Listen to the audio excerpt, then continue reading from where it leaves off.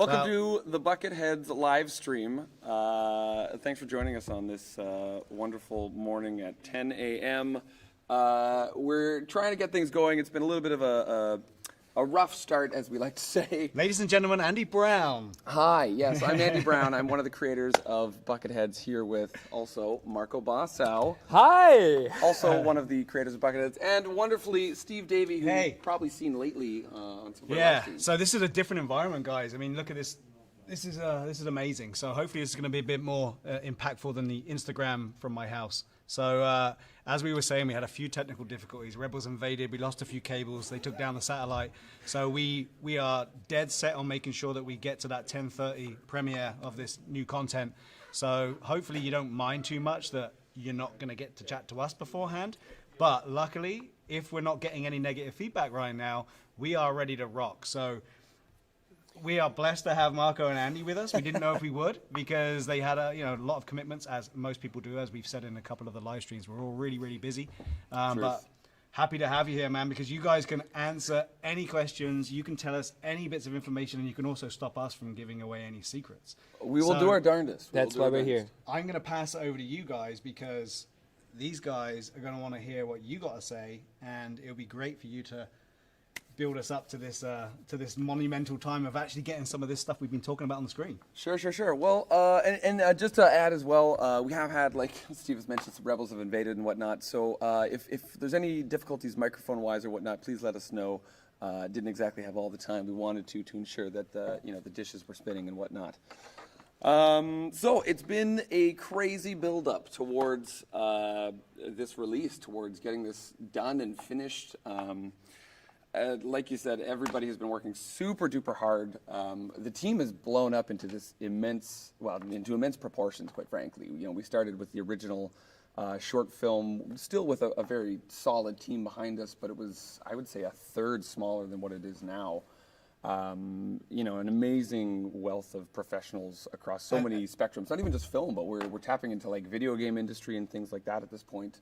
And your cast list has increased too, right? The amount of people we now have to fill in the spots of maybe some cast that you wanted to get on before, but you didn't know if you could get, and now you've got all these people who have contributed as far as the cast goes too. I mean, we've seen in the teaser that we're going to have some different characters this time. It's not only just the guys in white. We've got some TIE pilots in there.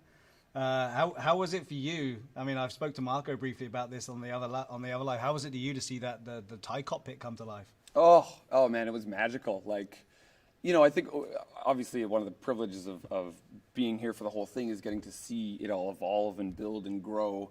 And from the concept drawings to sort of the early stages in construction to even the late stages in construction, it was growing, and you could see it. You put a little bit of imagination in your mind's eye, and you could see it come to life. But then I think it was, I believe it was David Black, one of our electricians, who wired it, and then we turned it on. And I think they had mentioned they were going to have all these different capabilities within it, toggling certain lights and things like that. But once it actually turned on, it was like, holy cow. Yeah, super impressive. Oh, and then also getting Promosa involved, and having these massive screens. As you see behind us, this is one of their screens. These are actually 1x1 LED panels that they put together in really any size that they want to, and they have a lot of control to them. But so we had 3 different screens at various points with that TIE fighter build, and then the reflections that were on these like highly, the black plastic, highly reflective armor.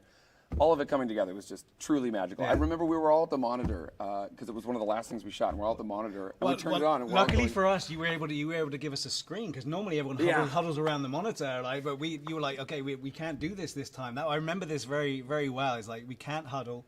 We got COVID restrictions, so we're going to set you up a screen, and in all the areas that we would go back to, you get to see it on a bigger screen than just in the.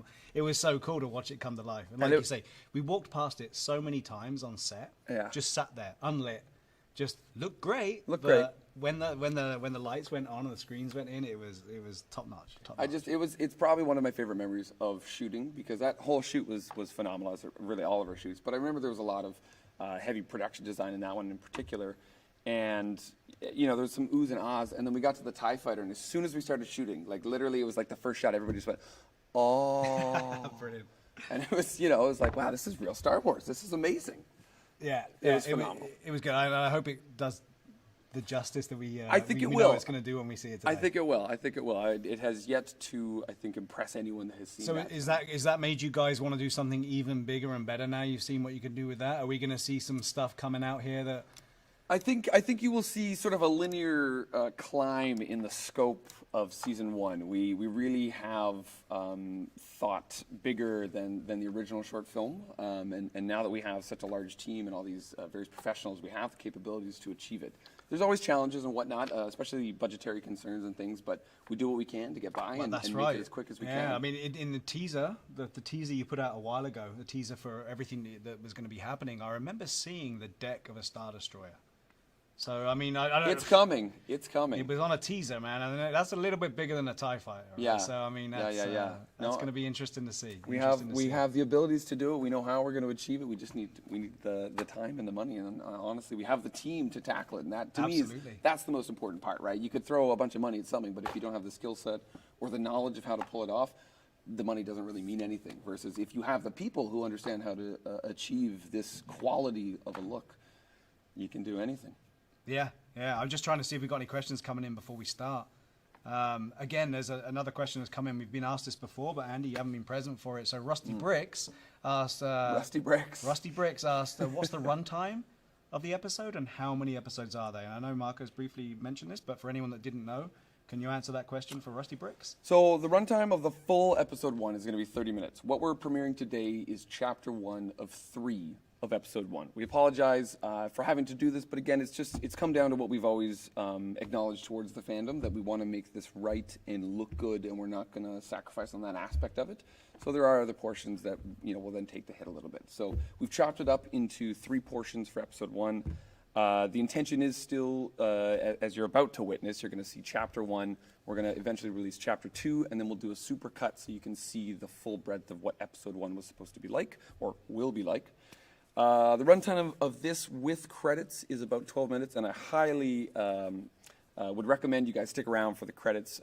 We do have the very same individuals who helped us with the original short film, It's Got Stealth, from Australia. They've come back and have done, yet again, a bang-up job with the credits. So super worth sticking around for. Total runtime of episode 1, when we are able to achieve it, is going to be about 30 minutes. And that's really what we're looking for every episode, or what we've written each episode to be. Given that we're distributing over YouTube, we don't have any any limitations or anything holding us to a 30-minute runtime. So there's going to be a little bit of play there, give or take 5 minutes an episode, I think, but around. And again, it comes back to being able to give the fans something. I mean, if you were to wait until you could get to that point of the full 30-minute episode, we don't know when that way will be. And you want to give back. You want to give something out. You want to show what you've done and all the hard work that's been gone in. So for one, I'm really not bothered if it's not 30 minutes right now. I want to see what you've got so far. I want to see this thing come to life. So hopefully everyone out there does too, because I'll take 13 minutes. I'll take 10 minutes. It'll be good, and then you can watch it again and again, right? And we should mention too. So we've already begun shooting part 2, or chapter 2 rather, of episode 1. You're going to get a little bit of a taste of that with this as well, with this premiere.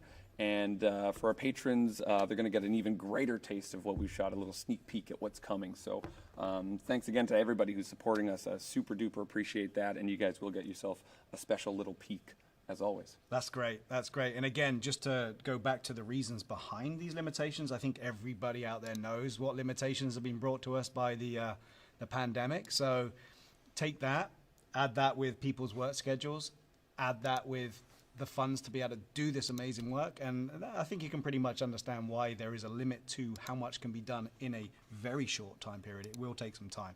It's that triangle, right? It's the triangle. It's exactly. the money, it's the quality, and it's the time. And the time, and at the moment, I think it's all about quality. And I can't wait to see money. Unfortunately, you can't throw out the window right now. You always sort of need that piece of the triangle. It's hopefully we're going to get to see. Yeah, I think so. I think people will be very happy. I mean, we're beyond elated with everything that's been put together, and our as much as we are the showrunners, I think our impact on the project only goes so far, and then it's just phenomenal to see. Again, the quality of the professionals that are on board and how much effort everybody's putting into this, and it really comes through on screen. I think everyone's going to agree. Another question coming in here, and again, I'm going to try and get to everyone's questions, but I'll do a couple now which aren't really prevalent to us seeing this first. How are we doing for time? 3 minutes. 3 3 minutes. minutes. Okay. 3 minutes. Is Sam? This is from Vader the Wise. Is Samuel Kim the only one making the music? Not quite. I got that one. I got that one. You got that one. I got that one. So Samuel Kim is our primary composer for the entire series, which we're super excited about because he is an incredibly talented musician, and we love him very, very much. I believe he has a couple people who may help compose a couple additional pieces, but he is composing the overall score. And we have another musical artist who is writing the opening title sequence track, which is a really cool sort of like western-y piece that you're going to hear in about 2 minutes. Who also joined us from the first, right? He was with us Correct. in the original short film as well. Yeah, we're very excited that a lot of the high-end talent we had on the short film has returned to do the series with us, and then we built on that and brought in so many more people. I think Great. the team for the series is about, I want to say 2 to 3 times as big as what we had on the short film, and it's still an all-volunteer project. So it can only get better. It can only Exactly. get better. Fantastic. Exactly. Yes. Fantastic. Yeah, I guess another one we can try and squeeze in here. There's a minute going. I don't want to sit here in anticipation listen to Andy hit the table with his. Well, I get so antsy. What can I say? I just want to make sure everyone is aware of the process. In about 1 minute, our live premiere is going to come online. We're going to pause this live stream, as in like it's going to keep going, but you're just going to see a standby message. So in 1 minute, everyone needs to head over to our channel, click the premiere, and after that, people who watch the premiere should be automatically launched back into this live stream. Can they watch it twice? It's just going to resume. Okay. Yeah, I Right. think they'd have to click out of the live Yeah. stream, but afterwards, after the live stream, they can certainly go back and watch it as many times Exactly. as they want. I mean, you need to watch something 3 times if you've got to ask some questions. That's right? what I think. That's Yeah, what no criticism until you watched it 3 times, all right? 3 times, and then you can speak. I'm kidding. I'm kidding. Any questions are going to be taken for sure. Okay. Well, we're pretty close to it. We're about 40 seconds away. So, Yeah. again, thank you so much to everybody who's here with us right now, who's joining us, who's been with us on this journey. Truly, it would not be possible without you guys. You know, the fandom is as much a part of this as any one of us creating this. We've said it time and time again, and it still rings true. So So let's do it. let's do We'll it. tidy up some cables and come back looking even fresher. And enjoy, guys. Enjoy, and Here we we'll go. talk to you when we get back. And we're back. Hey! Holy moly. That was okay, right? I mean, There was something. nice job, guys. That was okay. No, Thank you. man, that was amazing. I hadn't seen that all the way through yet, so I need to watch it again. I think we're all going to go home and take Yeah, another look I at need this. to watch Yeah. it again, Yeah. and oh, screen it. the little teaser at the end. Yeah, Yes. that was classic. Was that a Marco touch? Yeah, that was pretty good. That came from my editor. I just Yeah. colored it. We wanted to make sure that people know that the scope is really growing. And we're not just in the woods. We're not just in the woods. We have so Yeah. many more places we're going in the woods. And, Yeah. you know, we did want to start it right, Battle of Endor. It's in the Yes. woods, so we had to go to the woods. Yeah. And now we're literally out of the woods. Now we're out of the woods. I didn't know if we could mention that on the lives up till now. I didn't know how much we would see, but it's good to see, and then hopefully everyone now gets a look at the amazing set that the current filming is taking place in, and the next content that's going to be coming out is away from Yes. that forest. So, anywho, we have now been joined by a live guest. We were hoping to get some guests on. We have actually got a live guest, which is awesome. The others will be calling in. Chad Riley. Hey. Got that right, yeah? Yeah, you got Yeah, it right. that's the man. Chad Riley is the principal stunt guy that has been doing all the hard work on the Bucketheads from day one. Chad, thanks for coming in. Yeah, thanks for having me. What did you guys. think about that? Oh, I thought it was amazing. Like you said, I can't wait to go home and put it on the OLED big screen. Yeah. So, yeah, So- turn up the sound. So we got to see some of your work. I Yeah. mean, pretty much the first thing that took me away the other day was just by watching the teaser was your rigged Dead Man. Yeah. Is that what you call it? Yeah, in the stunt world, anytime you mention dead man to any common stunt guy, it's vicious. It's brutal. There's no expectations other than you're going to be sore after. Yeah. And it's you know, with one of the things, you know, just give you a background. I mean, I'm going on to 20 years in the film industry. I started off as an actor.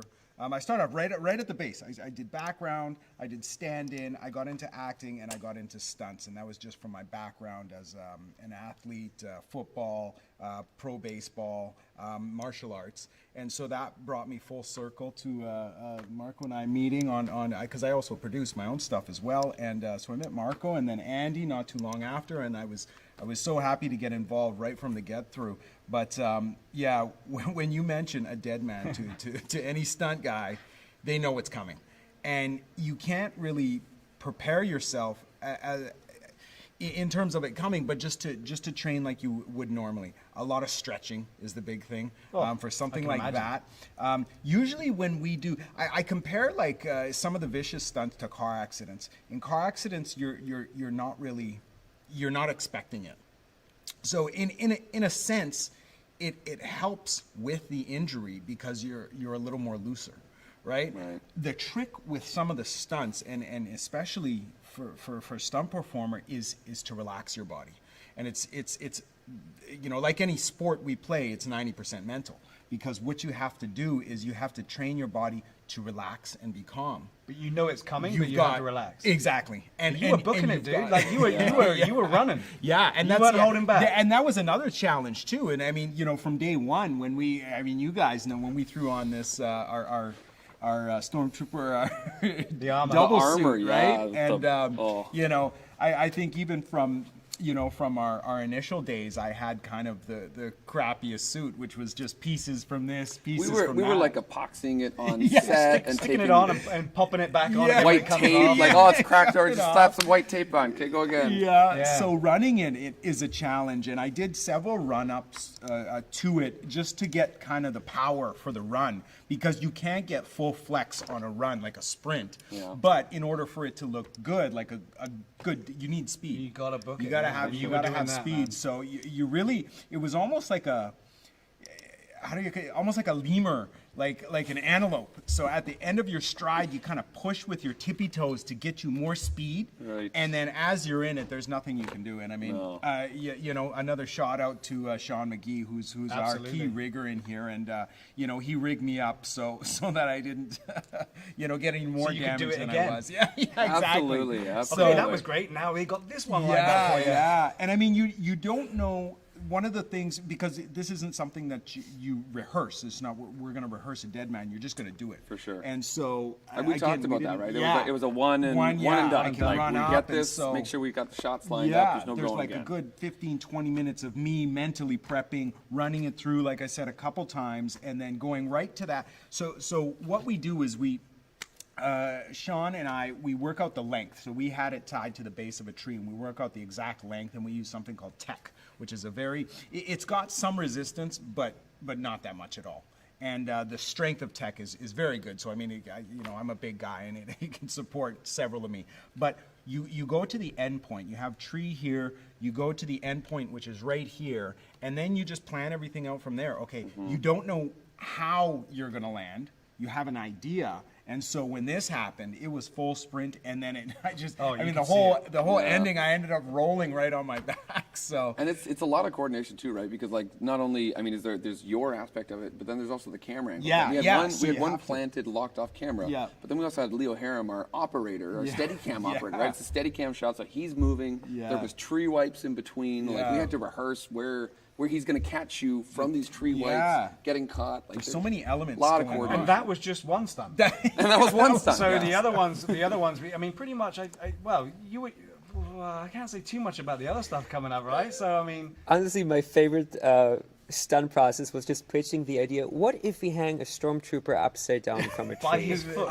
This was By a good his foot. conversation. Like the faces I was met with were Well, because then even unique. you have to think about where the cable goes, right? Like the cable is supporting your full body. It doesn't just attach to your foot. Yeah, that would not exactly. be safe, right? It's a Yeah. whole It's a pick whole point all up harness your going. body. And so again, shout out to Sean McGee, who again, when we rig this up, I have something called what I wear is called a jerk vest, or a wire harness, if you will, and it's very similar to a climber, a mountain climber they would wear. It's a full harness, and then when you're doing anything with legs, you also have a harness that goes kind of around your crotch area, and we have ankle buckles. So we had those on. So you send the wire down to your ankle buckle all the way through your back and up, of course, inside the suit. And so, yeah, one of our initial conversations when we came together and said, hey, listen, how can we do this? Well, can we have two, because we initially talked about 2 feet, Yep. and then just having them go up, and we thought kind of one was a little more raw. I think sure, organic for is sure. really what it was. Like Yeah. how we always try and talk about how does this happen naturally, and so we kind of go through some of the beats and run it out if we're actually doing it, and so go, and we came to the conclusion of 1, and that's another thing. So thank goodness I can kind of do the splits. Yeah, you are athletic, as you need to be as a Yeah, stunt you guy. Again, you didn't but- just do it the once. I mean, I was there with the first go Yeah. round. I mean, 3 sure. times. yeah, 3 times around, and then you're just hanging there while these guys figure out.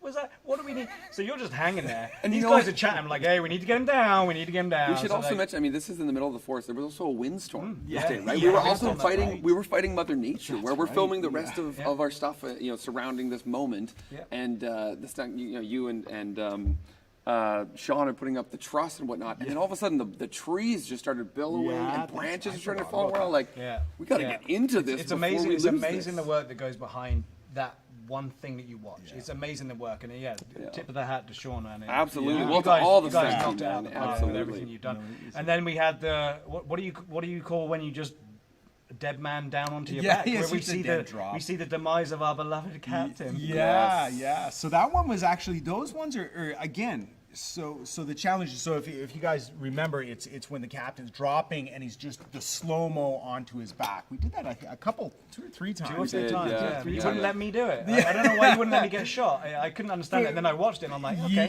Yeah, I was just It was gonna. it was a full like. Yeah, and fall. There was again, no there's bracing. it's mental. It does take a good whack so you feel it, and again, all little things that you do as a stuntman prepare you for it. So exhaling your breath, right? It's like taking a punch, except you're taking it everywhere on your back.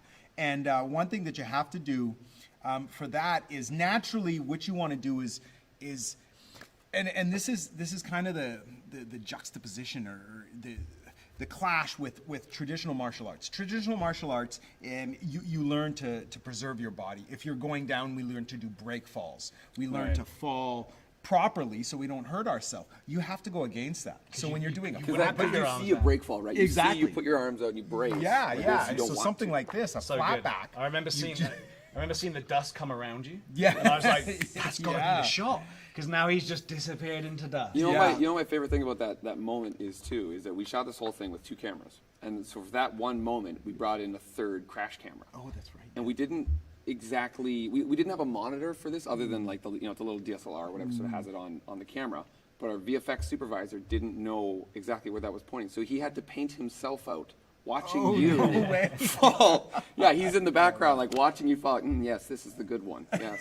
And it has to be said too that the effects, they weren't just CGI effects of you being hit with the blaster Yeah, no, fire. this That was was- actually real squibs full Yeah. of exploding. They were bits and zergs. pieces. We call those zergs. So, Zergs, yeah, yeah. squibs are plantons. Okay. Yeah, The and then zergs are They're basically physical paintballs with projectiles. fire in them. Yeah, Yes, yeah, basically, exactly. yeah. So no, I mean, and that also helped too to react, because I mean, one of the things again we try and do is make it look like a natural hit. So when you have those, you're actually getting hit. getting hit. So and then like I mentioned, when you're falling back on your back, your normal thing to do is curl up so that you don't Right. and so you have to you fight that, tense. and you just have to just take it. Just go down and okay, here it comes.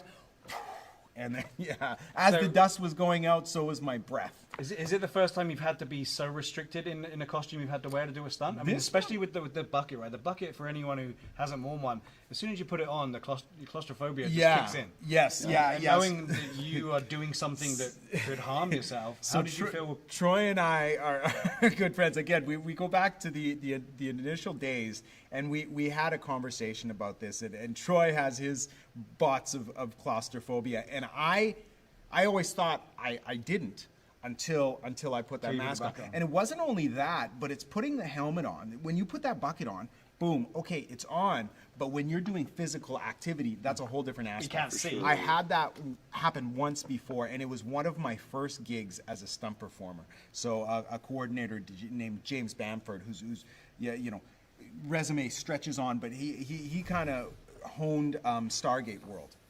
And so I got my first shot doing this, and I had to put on it was in outer space, and it was something very similar, except I was doing a high wire work. And so I'm being, wires, and I've got a full spacesuit on, and I was sweating so much, and I got to the end of the wire, and it's such a ironic thing because, you know, at the end of a take, your usually coordinator comes up and says, yeah, are you okay, man? Are you okay? First Do you thing you need check. anything? Yeah. And my heart's pounding, sweat's dripping, and I want water. I said, you need anything? Are you okay? Yeah, I'm good. And I wanted water, so I'm like, okay, let's go again. No, can I just get a glass of water, please? And so it took me back to those days. And there's been a few times where Troy's kind of been at my hand because he knows exactly what's happening. yeah. And he's like, hey, take it easy, take a deep breath. And so we've done that for each other, and it helps. Yeah. Because, you know, when you're going through physical extraneous stuff and you're breathing a lot, you don't have a lot of air in there. Yeah. And you can't, your initial reaction is pull that bucket off. Pull it off, But it doesn't and come off. it doesn't You go gotta off. twist it. And and That was actually one of the questions that came in from the viewers, the listeners, whatever you want to, our fans, did you have the same thing as you see in the original Star Wars where you have to twist the helmet? Because the helmets are made without a big hole in there, and it's slightly misshapen. So yeah, you have to turn it to get it off, and if you don't know that, you're... Yeah, First- Yeah, it setting. doesn't, and it takes your nose off. Yeah, Trying to yeah, pull if it you up. don't- It's gonna So it take has to your be said nose, that yeah. you will be back for more. Oh yeah. Well, and that's one thing we wanted to touch on a little bit too. So we're always trying to up the ante and what's coming next, grow Yeah. the scope, all these Yes. things. So we had you in this very studio that we are in right now, Animatrix Studio in Vancouver. A massive shout out to this entire team for letting us utilize the space in more ways than one in all of their tech. But so we brought you in for some of the upcoming portions that we're going to see for some mocap work. Yes, yeah, the mocap was amazing, and yeah, like Andy said, a shout out to these guys. For those of you who haven't done mocap is basically motion capture, and we without giving away too much, I throw on a virtual suit and I do the movements for the upcoming stuff. But you know, my experience in mocap came for my first time, actually probably 2 years ago now, and it was NHL 2021 that just came out not too long ago. Awesome. And I was with EA, and so I had worked with one of the guys here from there, and we got him in, and it was a great thing, and you know, very much like directing anything else. When you have someone who's honed on the skills for motion capture, it makes things 10 times easier because it's a different ballpark. It's a different.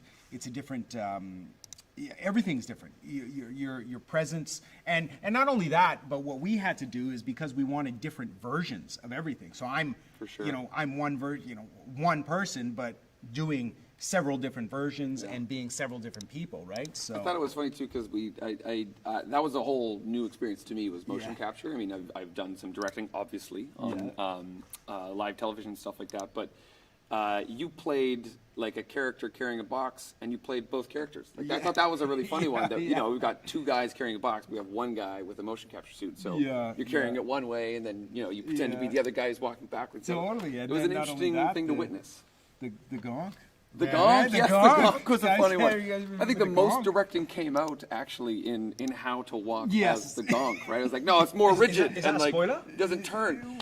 Everybody knows Star Wars has a gonk. Droids are Star Wars.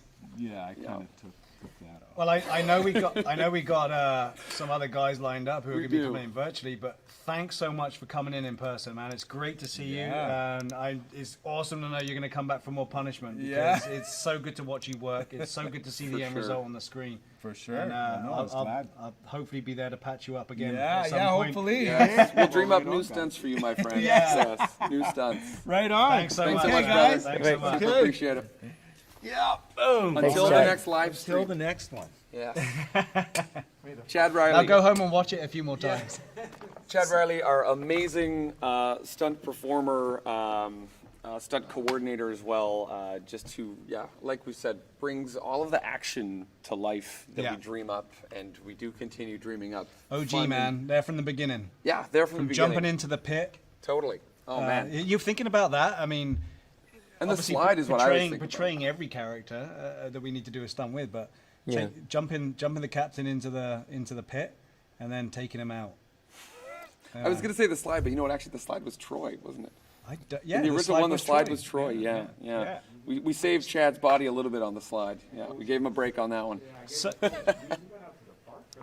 so We did, yeah. One of the. Do you want to go into your next guest? Or? Well, I think before we bring on our next guests, I think we Answer should some answer a questions. couple questions. Yeah, We sure, had that's a what I was number gonna ask. pile up, and I think we owe some answers. Yeah, for sure. Now, obviously, some of these came in before, and obviously Exactly. these guys are coming in. So I'm going to run down the list, if you don't mind, and then I'll just Absolutely. go through them, and do you not guys mind. can answer them. I'm going to save some of them for later, but I'm going to go for a couple now. One of them, which is quite an informative answer, I think, that we need to give out there, is one of the questions from Darth Bane was, will we find the descriptive audio version soon?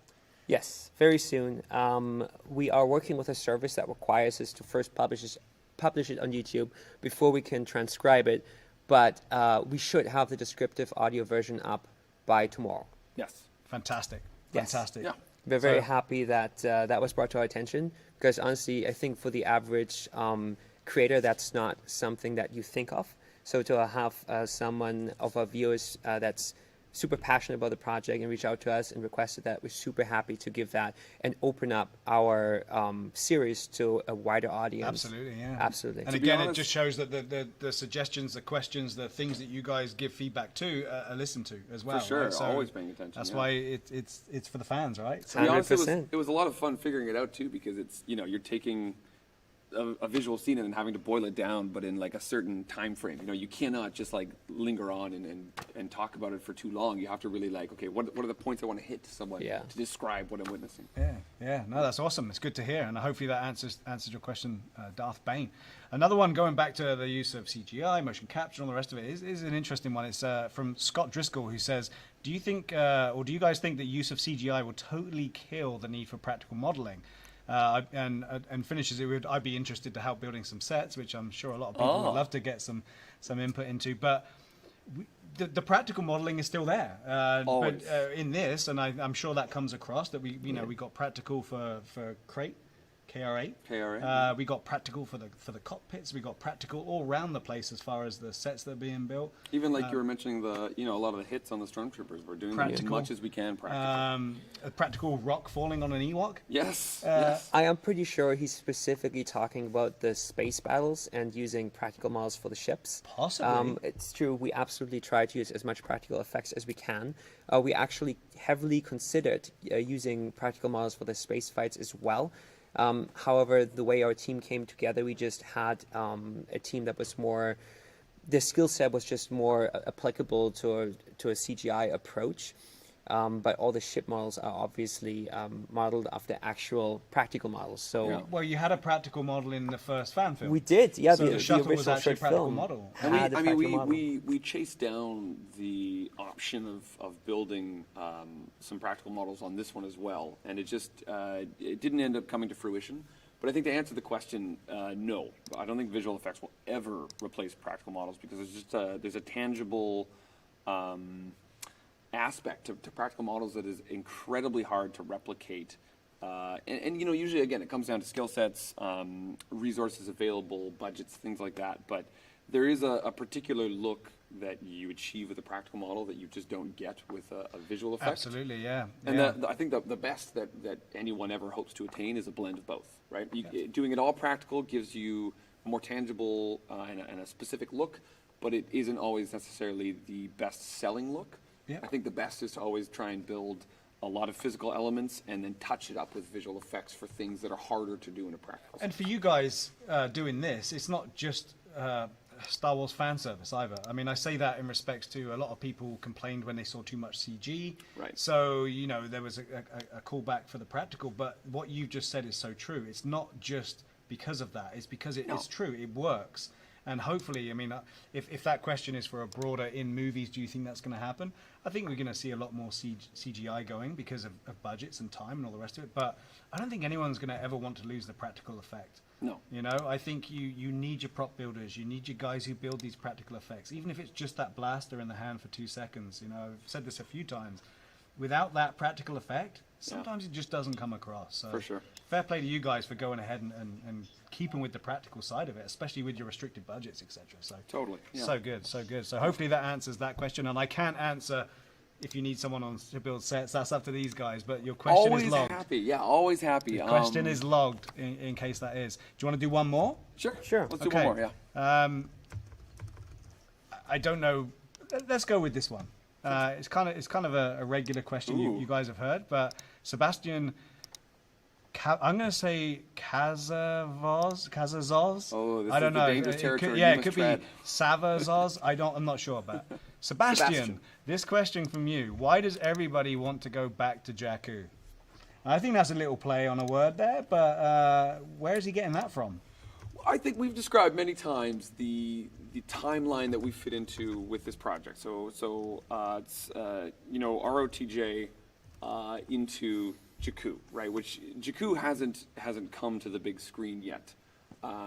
We see it in a lot of books, or we've read about it in books. We know that it Force exists. Awakens. Sorry, after the four. I apologize. I suppose what I mean is the timeline that we're going to It's be actually on happening. Jakku. Yeah. Yes. What happens there? Yeah, we've seen the aftermath, certainly. Yeah. But it's a pivotal part of Star Wars. It's a really interesting, what we know within the Legends sort of side of Star Wars, and even some of it now is coming into canonical Disney Star Wars. It's just a very interesting pivot point for the Civil War that exists. It's also our background right now. Yeah. So why Jakku? Because there's a sort of an emotional arc or a big build up to a lot of what happens in the Civil War, the Galactic Civil War, in those moments. We also just found that again, having it not come to the big screen yet, it was something that we wanted to try and bring our own vision. Obviously the Empire is a major factor in this, and we're telling a story from the opposite side that we usually get to see in Star Wars. We're telling it from the bad guy's perspective, bringing sort of a gray tone to what it is to be in a war, and especially in a civil war. And with all of that in mind, Jakku just brings a lot of these elements together into sort of the boiling point. So, Right. Absolutely. Yeah, and while we have the artist rendition of that last shot we saw from the teaser, I think it might be a good time to bring in that ass. Am I allowed to say Steve, that? The last- behave. I mean, you did say it. So Yeah, it's, well, I mean, such an attractive shot. It Right? is. I mean, there you go. There's the live scene you guys put out in your teaser. But I think we should bring in that handsome dude. We've seen him before. We're gonna see him again. So let's do it. let's see if that works. Can we Yeah. bring in our first virtual guest? Let me try this. Please.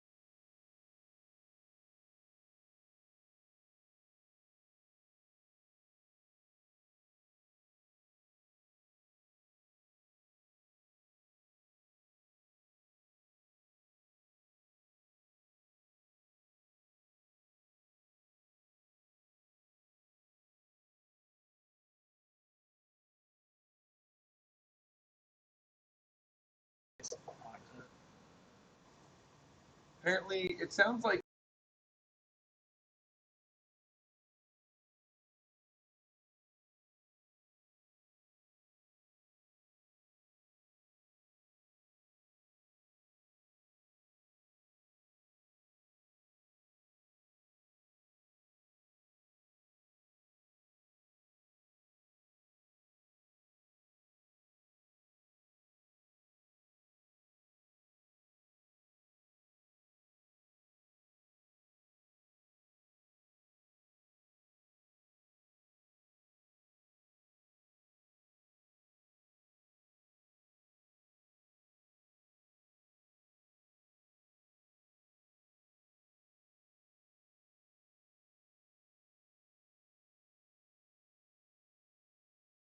Figure out what is happening and why no one can hear us. I like your background, I have to say. Thanks for putting that up.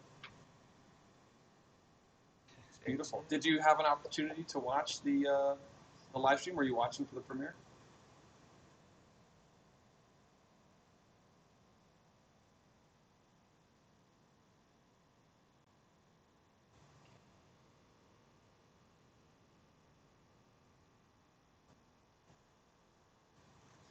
It appears, just so you're aware, it appears we're still having a little bit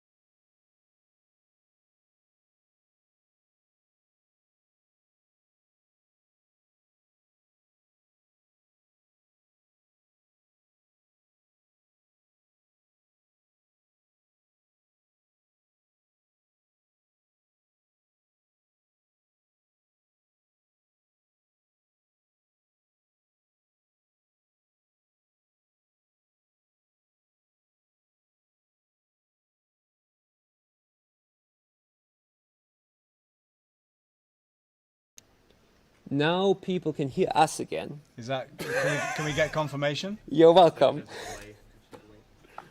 Okay, so it sounds like Yeah. Okay. All right. So it sounds like we've got our audio back. Troy, as everybody can see above me here, is with us. Troy Bundle, the principal actor and wonderful individual who's been with us since the beginning. We're having a tiny bit of technical difficulties with his audio, so Troy. you should have come in, Troy, and brought coffee at the same time. That would have been great. But I mean, what better way to just have a handsome face up there? I mean, it's much better than just staring at us.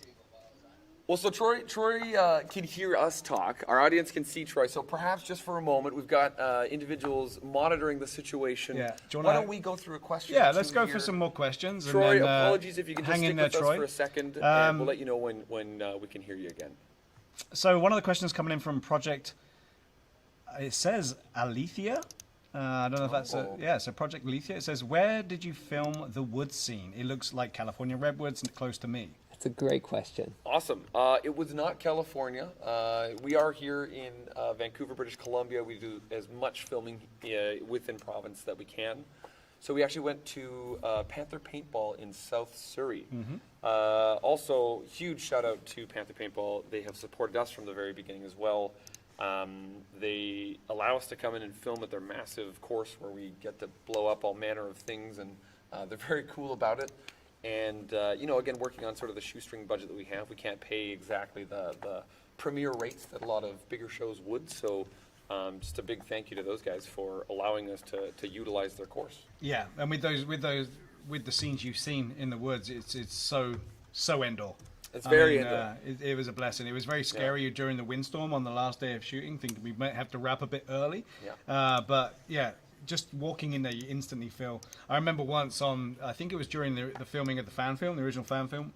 It was, wow, I'm here. I'm on Endor, and I remember running around like a little kid with my phone and filming the run as if it was one of the speeder bikes, and then speeding it up on the playback. So it's definitely a great place to film. But yeah, here in Vancouver, BC. Yes. Over in Surrey, so not California. So hopefully that answers that question. So we are a little bit short on time here. We're going to keep troubleshooting for a bit. I think until we can get our audio working from our guests, our guests who are calling in here, we're just going to have to continue running through Questions. The various questions. I do see Troy wearing one of his amazing Buckethead shirts there. So just a huge thank you to Troy for coming out and repping us. And again, Troy, apologies. We're gonna we can leave him there. But It's eye candy. we may have to leave him there for the time being. Yeah. Because hopefully we can get it figured out. But yeah, let's go back to the questions here. There's some more interesting questions coming in. Let me pick another one here. Troy, we're just going to have you, I know you can hear me, we're going to have you continue modeling for us as we work on the technical difficulties that are existing here. Thanks, brother. Supporting us from the get-go and always. We love you. So, Mr. Andy Brown, Yes. Another question from Giggly Dickens Productions.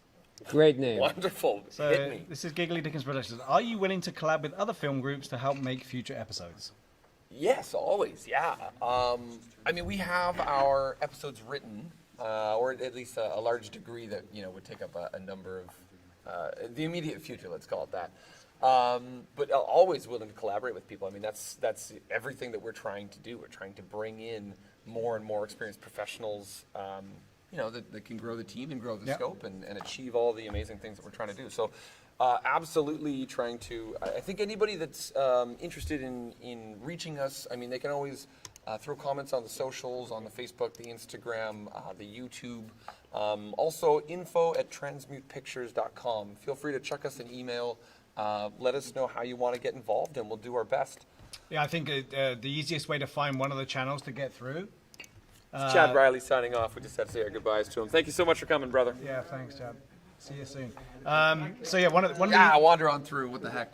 One of the easiest ways to get hold of the information or try and find some of the channels is to go to www.bucketheads-series.com, and that is a landing page that will get you to wherever you need to get to. So write that down, and then again, feed us some information, feed us some questions, feed us some feedback, and it's always good for these guys are gonna get it and they're gonna read it, and then they'll be able to comment on it. I mean, I think that's just one other thing I want to hit really quickly too, is that we really do read everything that you guys say. I'm checking absolutely every day all the various socials for comments and our emails and things, and we love to hear from the fandom and what they want to see and how we can be better, and anybody who wants to participate, we're doing our best to incorporate all that. Okay, another question. This is from Maul. Maul's back. Maul's so back. we had Darth Bane and Maul. Man, all the Sith tuning in. So I saw Linus Media Group in the credits. Yes. How did they contribute to this? Ooh, so Linus Media Group, this came out of nowhere. They actually provided some very awesome equipment for us to film this on. And it's the reason it looks as good as it does. We filmed on really cool red cameras. Same model that we got for the short film, but this time Linus helped us tremendously in making it happen. So we're very happy that And Dave, they helped us. Dave Gauthier, who works with Linus, is also an executive producer on the project. Very much helped us in securing that connection, and yeah, they just support us technically, especially with a lot of the equipment that we work with. So that's been a big, huge help. Fantastic. Good Yeah. to know. Yeah. I don't know what that is, but it's good to know that you guys do, and then thanks for everyone's contributions. Linus is a big online presence for sort of consumer product review Okay. and media and Awesome. stuff. So yeah. Fantastic. Another question that came in from, again, if I'm really not getting this right, I do apologize, Project Alethea, Oh, cool. is, if you don't mind the ask. I never mind. Ask away. How many people are on the VFX team? Oof, I don't even know if I personally, because the teams have grown and the project itself has grown to such a large proportion, and we are trying to emulate, as Marco and I are film industry professionals, and we work on these bigger sets and see how the professionals on larger scale projects handle this. We're trying to build other teams in that sense and give some autonomy to each department to handle the things that they need to do. So kind of all hands on deck right now?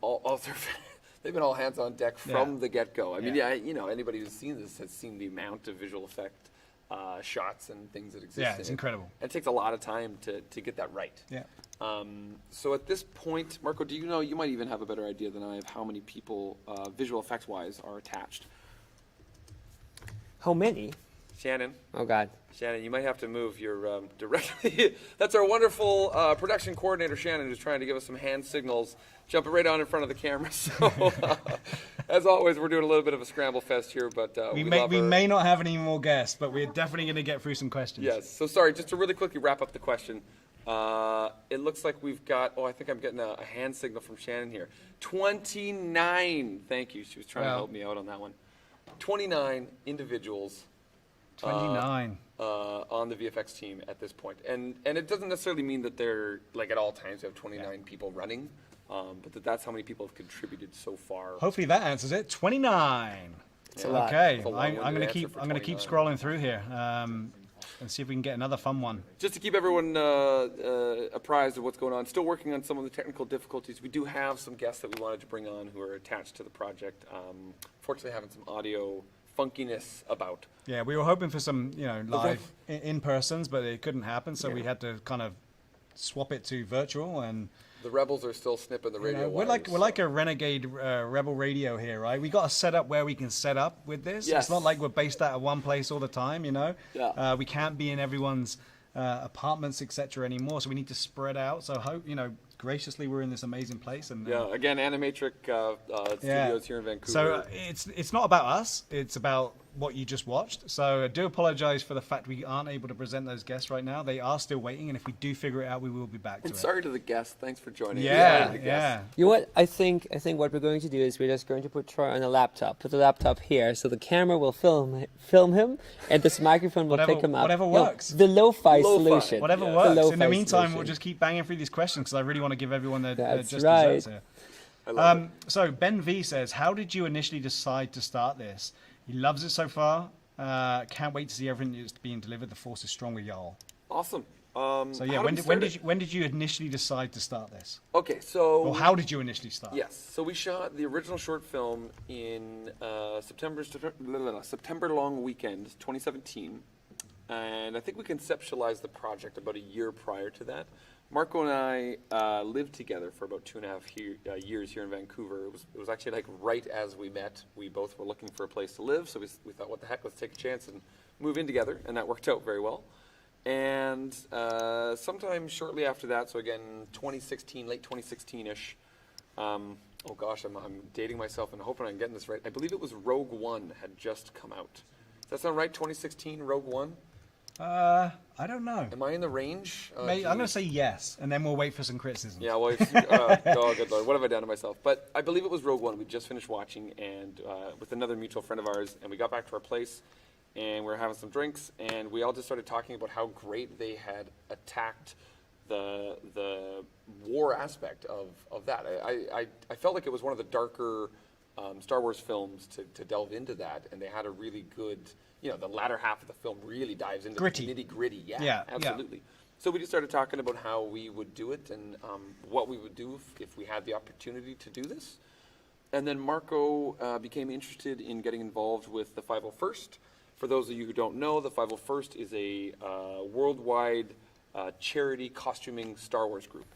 So they have a very high standard for anyone who gets involved with them. You need to have a screen-accurate costume, as you're well aware, and you're well aware. It takes a lot of time and effort to build these costumes. Marco did just that. He purchased the parts. He That's put how I effort met in. that guy. That's how he met this guy. You actually were rejected on your first suit. Oh, sorry, we're just getting a tiny bit of feedback here. There we go. So basically, But once this once is he something was we in- could do. Yeah. This is some way we could do it. Let's give it a shot. And that was the big thing, is once Marco was involved, we met individuals like yourself, we met a ton of people that exist in the 501st group here in Vancouver, the Outer Rim Garrison, and you're all amazingly passionate, excellent individuals. We pitched you guys the project. I remember we met at a bar, we gathered sort of a group of you, we pitched the idea of this, and you were all just very gung-ho to do it, and that's how this all came about, was really just a conversation after a film we watched, after a Star Wars movie, and then we met you guys, and worlds collided. Yeah, no, it's just great. Haven't looked back since. And then obviously after the fan film, it's like, you know what, let's just keep going with this. It's awesome, right? We can do more. Yeah, and that was it for sure. We got so many great comments off the fan film, and Yeah. people really resonated and loved what they were seeing, and we thought, why would we stop? We have the ability to keep going. Yeah.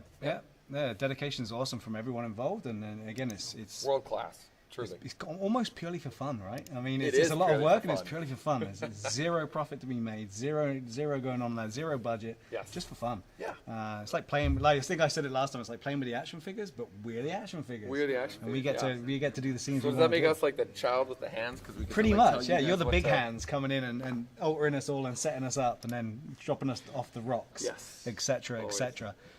So hopefully that very quickly sums up where this all came from. I don't know if we do any of this very quickly, but we did sum up. I hope Yeah. the answer as to how this came about. Another question has come in several times, but I'm going to read it out again now for those that haven't had the answer. This is from Killer Clown 666, or I think it's it looks like Killer Clown 666. Wondering about the duration in between the releases of episodes, because you can understand there could be a long time between the release of these I think episodes. Marco's ready to answer this one. Yeah. Well, that's the one thing that we cannot predict in this project, and that's exactly where our predicament lies. Because, as you've seen, we aim for an extremely high standard of quality. And we are an all-volunteer crew, and we do the best we can. But in order to put out a full season in a year, like Disney does with The Mandalorian, for example, you just need a lot of resources that we don't have. So there's this famous saying, between quality, speed, and cost, you can only ever pick two. Yeah. Fast, cheap, good. Pick two. That's the one. Yeah. Nailed it. Yeah. And we are going for cheap and good, which means fast is not really on the table unless we can bring in more resources. And we've had a tremendous amount of support from people all over the film community, across many countries actually, both in terms of material donations, service donations, and then obviously our Patreon, which helps us cover our base costs that come with any production, like transportation, insurance, feeding people on the shooting days, some location costs. Yeah, Like locations has been a huge one, right? we actually have a studio now in Langley, which we're giving for almost nothing, which is incredible. Yeah. We still have to pay the gas and electric bill, and Yeah. it's a commercial building. Yeah. Well, and Some things can't be donated, right? Some Exactly, things do exactly. cost money, and that money Yeah. can't come from people's pockets. The cost of lumber has gone up. we should be clear. I mean, literally, that's one of them. Yeah. We should be clear, though. Like, it's not that we even have a studio in Langley. We are able to slot ourselves in when the studio is not in use True. by paid individuals, because we pay, 5%, 10% of what the actual cost is Yeah. to use that on a commercial basis. So, Yeah. scheduling on this has been like insanely difficult Yeah. because we're typically working in very limited windows. And then just hammering out as much as we can, and then we find another window. We hammer out as much as we can. And not to make it sound really simple, but it really is as much support as you get from the Patreon that's set up out there, as much support as you can get from the people out there that want to see more, Yes. the people that are chomping at the bit. Anything helps, right? The faster it's gonna go. Anything helps, Yeah. and the dedication has been put there from you guys, and you have said, if it's available for us to do it, we're going to do it. Yeah. So if all of a sudden a big roll of money was to come in, you guys have got to deliver because you said you would, and I'm sure you're ready to do that, and so is everyone Absolutely. involved. Absolutely. So, Yeah. the funding is a massive part of it, but right now I think a lot of the delays go to the inconvenience of us having to have the current state of the world in the pandemic. sure. It's not as Exactly. easy to get people together. It's not as easy to get everyone in the same place. And with the lockdown restrictions, we got no choice. Yeah. There's nothing we can do. Exactly. So this is supposed to be fun. This is supposed to be giving back, and then, hopefully Yeah. that's going to keep you guys eager to get in. It sounds like we've got so we're going to go with a lo-fi solution here. For Troy Mundell, we've got another one of All our right. wonderful producers bringing in Troy Mundell. We still get video directly into the stream. Yes, you know what? Maybe we just So turn Troy. yeah, you can just turn him towards us right next to our mic, and then we get audio through the laptop, and he can also see us, which is nice. Oh my God, this is blowing my mind. I got like doubles of me. Let's bring it back to Troy. You're gonna have to select Troy on the. Oh, I You got to gotcha. click him up there. Yeah. Technology. Troy, How we're does it work? slowly getting towards this. Hey, These guys day make one, movies. guys. Day one. Pin. So just to be clear, Alex, give me one more time. We're getting his audio. His audio is gonna come through that microphone. Okay, perfect. And so we'll just have to make sure this volume is over. Yeah? Wonderful. Thank you, everybody, again, for sticking with us on the technical difficulties that anybody exist there? here. But we hope you're having a laugh alongside us for how It wouldn't be right without this, No. right? It wouldn't be right. It wouldn't be right without this. And let's put the laptop as close to the mic as Yes. possible. I think that would help. Yeah. Okay, Troy, you're with me. Ooh, Steve Davey. How you doing, buddy? I'm good. I'm good. Hopefully everyone can hear you. And then we're happy to take comments if not. So, Troy, thanks for joining us. Yes. How was that for you? That was the first time you got to witness Chapter 1, Episode 1. What were your impressions? It was great to see what you guys came up with and how much you've raised the bar on the production level for the production. So, yeah, it was really cool, especially when things started to heat up. I could feel my heart rate quickening a little bit. And I gotta say, that teaser at the end of the episode, guys, that's smoking. That was a lot of fun to shoot, wasn't it? Like, we finally, we love shooting in the woods and we love Panther Paintball for all that, but I think it was really exciting to get to a new location and the production design that the team built there. Sean Major and Caleb Friesen and everybody on the construction and the art teams, Terry Shuey, just did a phenomenal job. Like, it felt so Star Wars. Oh, it totally did. Oh, it just ends at the right point too. Yes. Like, okay, it's on. Yeah. All right, yeah, so get on with it. I can't wait for the next one. That's the way I feel about it. So, Troy, tell me, in what you've seen for what's coming for Torrin, what has, I don't want to give anything away, but I'm wondering what has been the most exciting part, I think, in seeing this evolve for Torrin? What, in the ways, I think a lot of people look at this, and we get this comment all the time, is this going to be another turncoat story? I think that's I've seen that comment so many times over the last few days here. Please don't do another turncoat story. Please don't make this be another turncoat story. Yeah, So, I think it scares the fandom a little bit, or the fans rather, that's what this is going to be. Can you put those fears to rest without giving away too much? Can I ask you to try and sum up sort of a little bit of maybe Torrin's journey, or what's to come for him that's because again, as we have described, this is not a turncoat story, right? We've said this. We are free to announce that this is not going to be that. Right. It is kind of tough without getting into specifics, but it is what I really like about this is it's extremely character driven, and the characters are going to be put into situations which will make them face the values that are at their core and at their soul, and it's not going to be easy decisions. So there's going to be a lot of internal conflict, a lot of soul searching, and where we come out on the other side of this, well, I mean, there's only one way to find out. We've got to finish the series so we can get it online so that the audience can see it. And that's what I'm really looking forward to. We've got the prologue for or chapter 1 done for the first episode, and things are going to really start getting deeper and more complex as we go deeper into the series. So I'm looking very forward to when we get a chance to start shooting that.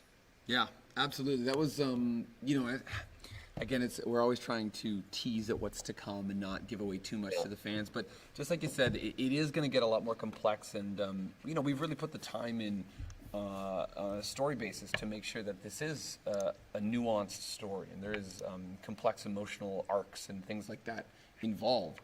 And I think what we just showed everybody is sort of the action-packed, like giving them a taste of how big we can go and the excitement that's to come. But things are about to get pretty nuanced and start to delve into the bad guys and their psyche and that you yourself play a soldier, not a general or a Sith or someone with all the answers. And I think there's It's just a grunt. A grunt.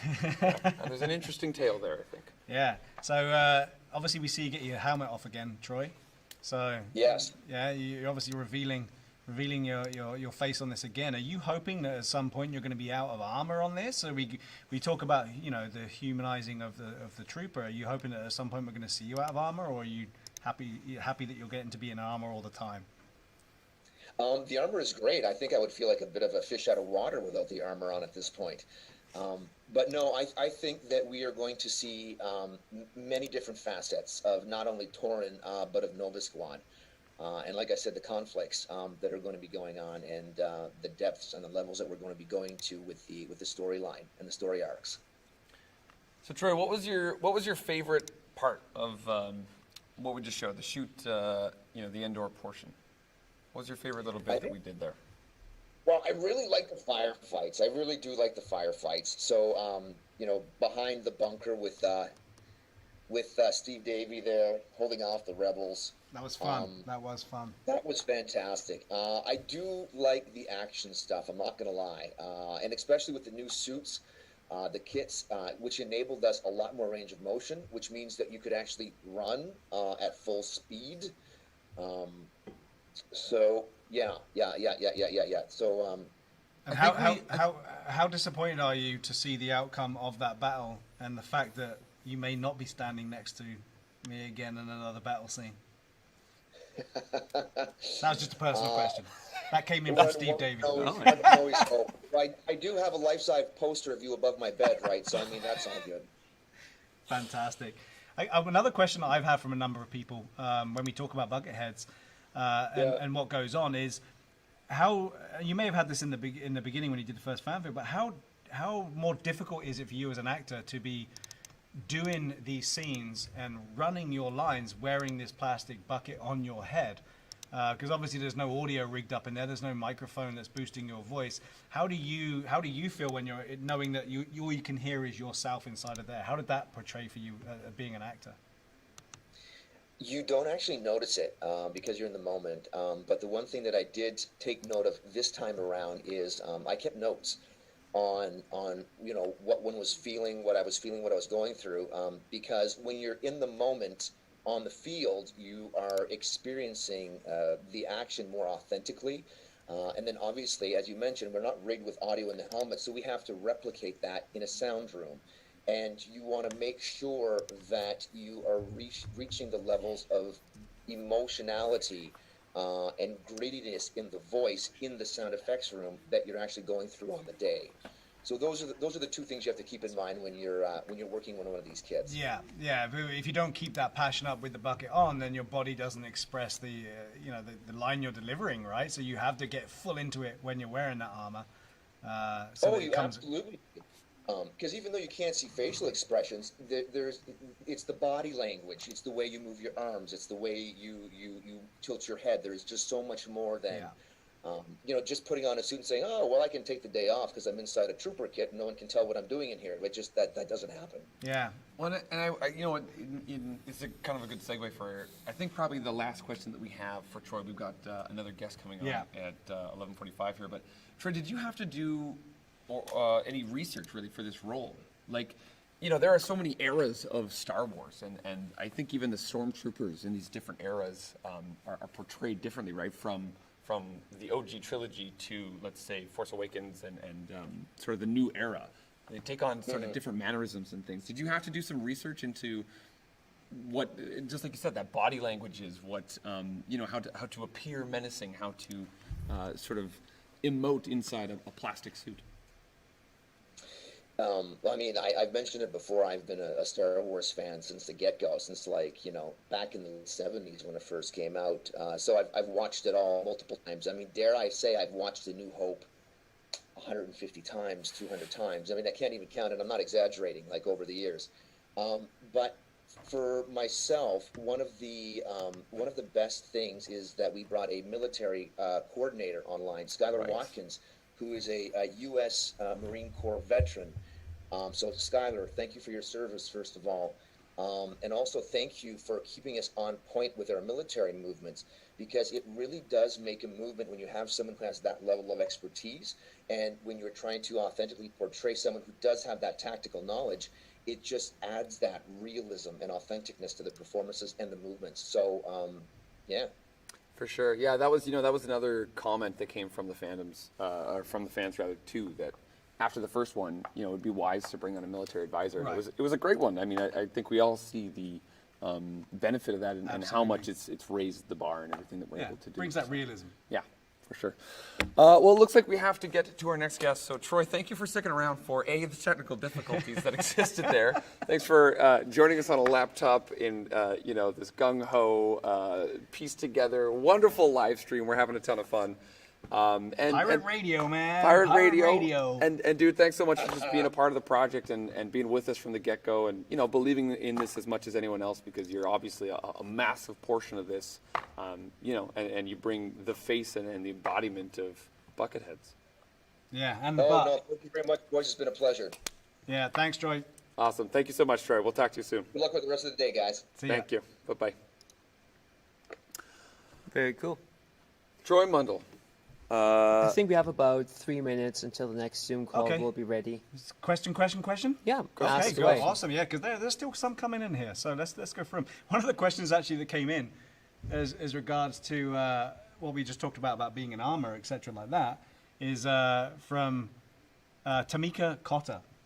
And the question just simply says, oh, no, sorry, I got that wrong. Was there two? No, it was Tamika Cotter. She's got two questions. Is there going to be more Stormtrooper armor? I don't know if I understand the question. Is there going to be? Well, there's going to be more troopers. So, right? I mean, there's definitely more troopers. So we're Wouldn't gonna be see Bucketheads more without- armor. Yeah, wouldn't be Bucketheads without Stormtroopers. Again, I wasn't sure about the question if I'm reading it right, but it does say, "Is there going to be more Stormtroopers armor?" I will sort of reiterate what we said before, that we gave that little tease at the end of what we shot for Chapter 2 coming up, because we want to show people that we are going to more places than just the Force. We're going to more places than just Endor. What about if the question was, is there going to be more Stormtroopers in armor? I mean, we're seeing Nova Squad, right? Yes. Our faithful squad there. Are we going to be seeing tons more Stormtroopers? I saw somebody ask about Inferno Squad as well. I didn't get to that one yet. Okay. If you can answer that question first. Well, I'll put it is this there way. going to be are we going to see like a whole platoon, a whole? I'll put it this way. Garrison? A simple yes. Okay. And I mean, I think we've given that in a few of the answers, that we're going to Jakku Yeah. for that massive battle, right? That's Yeah. a lot of what this is leading up to. So definitely there will be more stormtroopers than just. let's speed on to that question then from Vader the Wise. Will there be an Inferno Squad cameo, since they both saw the explosion of the Death Star Right. on Endor?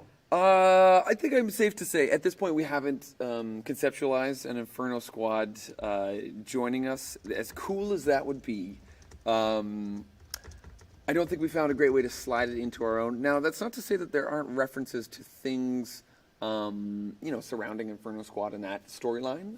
They're there just are things that reference all that stuff. So, Inferno Squad themselves may not necessarily pop in, but the lore that exists there and the world that exists there, we're incorporating. Awesome. Okay. Well, good to see. We'll see what happens on that. The second question, which I don't know if we have time to fill in all of the blanks of it, though, is can you tell me the characters' names in the fan film? The characters' names in the fan film. like our fan film. So yeah, if that is, I have a list of character names that we have in this particular episode, but the original Nova Squad guys we see. The original Nova Squad guys we see in the original fan film. Original fan film. I mean, it's the same TK number. Are these the same guys? We lost a couple, right? Give it to us, Steve David. It's the same. We clearly see that we lose one. Yes. Yeah. Well, I can tell you that I could give a really cocky answer here. I want to hear it. And just give the TK numbers if that's what we want for the character names. But we have Troy's character is Torin Serrata. Yes. Yeah? And that's TK 423. I was going to say it's not 2-3. Yes, 423. TK 423. And then we have Nomi. Yeah. Nomi Coven. Yeah. Coven. I think we've gone with Coven. Yeah. And that's TK 249. We have Varric, who we got to meet. And Varric sounds like Bantha Puke. That's TK 1977. And all you fans out there will know that. Yeah, that's a unique one. It's a very relevant number. We have Oberyn Gunn. Oberyn Gunn. Very dear to my heart. Yes. TK 863, who we see gunned down in a blaze of glory. You are a little bit dyslexic. You're rearranging some of these numbers. Really? 683. I was told. I told you 683. Okay. 683. 683. It's been a long morning. It's been a long morning. And a long night. And a long night. And on that note, I Yes. think that will lead us into our next. It's a good segue. Guest. That's what I was going to say. Yeah. Have we told anyone about who this guest is so far? No, I'm hoping it's going to be the biggest surprise we can drop. So all those people that bared with us through those technical difficulties will, this is will their reap a reward. real reward here because I'm super excited. It's been a while. It's been a long Currently while since I've 53 seen this people with handsome us. fella in person. It's only been Instagram stills from now on, but I'll let you guys do the introduction. Well, let's bring him out. The man, the myth, the legend. Also another individual who's been with us since the get-go as the very same character. Mark Meir as Oberyn Gunn. Mark Meir on the laptop as we speak. Can we do a little test to see if we can hear Mark? Yes, Mark, we're going to, apologies, you got to stick with us for some of these technical difficulties as we're trying. I think we may not be hearing him on the laptop. Can you give us something there, Mark? No worries. No, we got Check it. 1, 2. We got we it. do. Hey, Mark, welcome. Welcome. Thank you so much for joining us. And again, thanks for also sitting with us on these technical difficulties. So, No worries, Andy. Thanks for having me. And by the way, let me say first of all, that looked amazing. That was great. Congratulations on an amazing first episode. Awesome. It's so fun to see you, hear you, I should say, Yes. finally come through. And what an addition. You were hearing me, but I believe you were seeing Steve in the suit. You were seeing me in the suit, yeah. And You guys together is like we're bringing the whole Oberyn Gunn into one room. I was hoping to do an IG live with you to have top and bottom of this guy, but man, how did you feel seeing the character going down in a blaze of glory? I mean, it obviously hit the heartstrings for me. As I mentioned in chat, I clearly got the Boromir death. You did. You really Or did. did you? Oh. That is. I guess we got the Boromir death collectively. Steve had to do all the hard work. I of didn't getting get shot. I just got to stand there. But yeah, Chad did all the fall downs. Chad did all the taking of the hits. I wanted to, but yeah, no, it was. I always love hearing the character come to life with your voice, Mark. It always adds such an element to it that it's needed. And up until today, I hadn't seen any of that or heard any of that. So it was awesome. And yeah, thanks for all you did on that. You really put some passion into that character. It's fantastic. Well, thank you. Thank you for making me look like some kind of action hero with all the hard work and Chad's as well. Yeah, Yes. You're welcome. So that was your first time seeing Chapter 1, Episode 1, Chapter 1 as well. What were sort of your first impressions? Because we've given you script, but I don't think we even kept you extremely apprised as we've sort of cut and pieced this thing together of how it looked. Well, I'd seen little bits and pieces because, of course, we had to do ADR. So we Oh, had that's to, true. You know what? What am I even thinking? I guess I gave you, we were with you for the ADR, yeah. But I didn't see it with finished effects, obviously, and I didn't really see anything past the point of me getting, a withering hail of blaster fire. So, yeah, like the Ewoks, fantastic. I love that. I'm sure there were many people. Not everyone's an Ewoks fan, so some people were probably cheering when that one got shot in the head. I like Ewok fun, so but it was really really fun. I loved it just as a launching point for this series because of course this is not just a fan film; it's a fan series, and I want to see where it goes. Absolutely. Yeah, the teaser at the end definitely gets the juices flowing, ready for the next bite there. So. I know that we saw some pictures, Mark. I think it was from Dragon Con when you were able to meet up with Marco and Andy. And we see some pictures of you wearing the armor. Was that the first time you've worn a TK armor, or have you worn it in the past? And yeah, certainly one of that quality.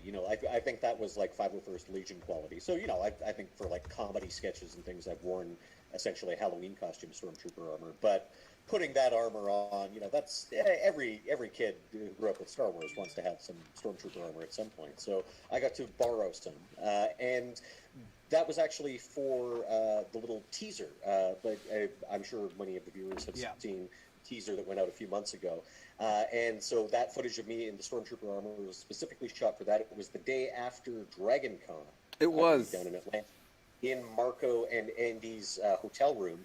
And we basically just pushed all the furniture to one side and like piled everything on the beds and put up a green screen. And I had like maybe 2 or 3 feet that I could actually move. So that whole bit with me putting on the helmet and walking towards this drop ship in the distance was actually me walking straight into a wall. It turned out phenomenally. Honestly, did. I remember It we did. had like a little 1x1 light panel, and then we had to tape like a face saver, you call them. It's just a tiny circle bounce onto the wall at like a 45-degree angle. So we had this like crazy engineered tape rig going up. Yeah, thank you for using your imagination to see the creativity that shot could turn into. Because I'm sure when you walked into that hotel room, it was like, Mark, we're gonna get you out for a shoot today. And you walk into that, and it's sort of like, wow, okay, this is. No, it's all right. I mean, I pretend for a living, but I mean, ultimately, it was a challenging shoot because let's face it, it was the day after Dragon Con, and so I wouldn't say any of us were operating at 100%. No, drained of all emotion, right? Drained of all strength and emotion. Just going on the last fumes in the tank, okay. Did it help though? Did it help you with your voicing of the character to actually get to wear the armor and get to have it on even for that short time? I think so. Yes, it certainly informed me. I didn't actually say anything in the teaser, but no. I'd like to think that months later, that sense memory informed my performance.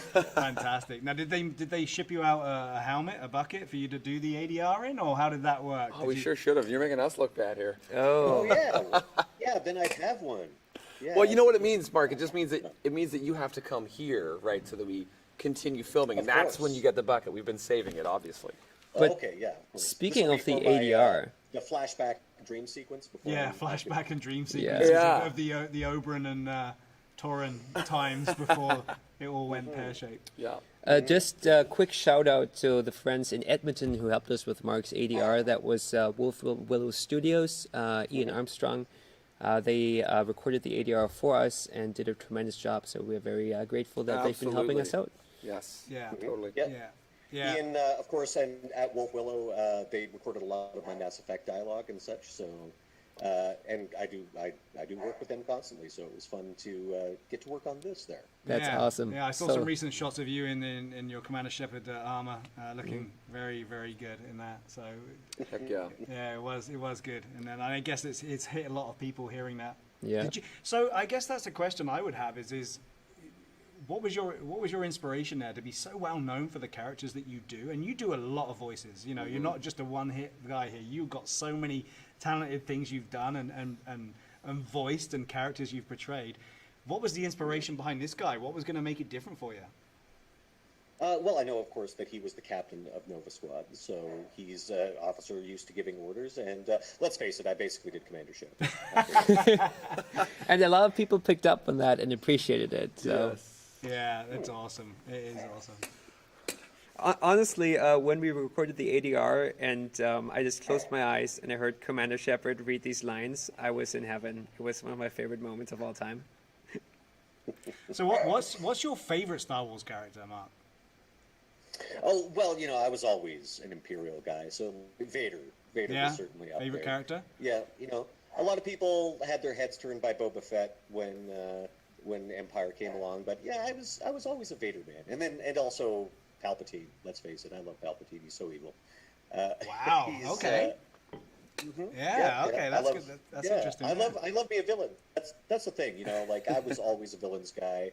As you know, I mostly cosplay villains like Marvel and DC and whatnot. GI Joe. I liked Cobra. That's What is I it enjoy about? the bad. What is it about the bad guys, as they say, that just makes them cooler? I don't know what it is. Is it they always seem to have the best outfits? They always seem to have the best weapons. We always seem to associate to their witty, dark humor. I feel like they always paint it with that logic that you can like 90% agree with, and you hear them talking, you're like, yeah, I get where this guy's coming from, and then they just take it that last 10% is like the step over the edge where you're like, okay, that's what I can't get on board with. Well, You blew up Alderaan. yeah. Yeah, exactly. You didn't like them. Plus, a charismatic Yes, I- villain is just an ingredient to an engaging story, right? Yeah. Yes. Yeah, if you boil it down. At the Oh, end, and when we were talking about favorite characters, of course, I would be remiss not to mention Tarkin. Oh yeah. Yes. Like when I was a kid, like we didn't get to even see a hologram of the Emperor until Empire. So like Tarkin was, and I'm a big Peter Cushing fan. And it's as well. awesome to see him in the Rebels and Clone Wars, and now in the new Bad Batch. Right, it's also good to see him come back. He's got such presence. He's just a little bit more Yes. evil, somewhat. I think. Maybe it's just a British accent. I don't know what does it. I mean, we all know that all the bad guys have their British accents, right? But I mean, there's something about him. All his old movies he used to do. It's just something really mysteriously bad about him. It's awesome. Yes, though of course, like in the Hammer films, he was a good guy. He was a Van good Helsing. guy, yeah, but still had that sort of, I don't know, something about him. Which Something about it's so weird, hey, when you see the bad guy be a good guy all of a sudden, it's like, oh, okay, I gotta like rework my brain for a moment here. I'm used for to the this. fans of him, they would have seen him as being this, vampire slayer, good guy. for True, I many, guess many maybe it's the years, and then they opposite, see him yeah. come onto this amazing movie that just came out as a bit of an arse. Perhaps you it's know? the exact So, opposite yeah. there, yeah. Wow. I don't. How much time do we have with Mark here? I'm not sure. Do we have a? I another think that's a guest on? question for Mark.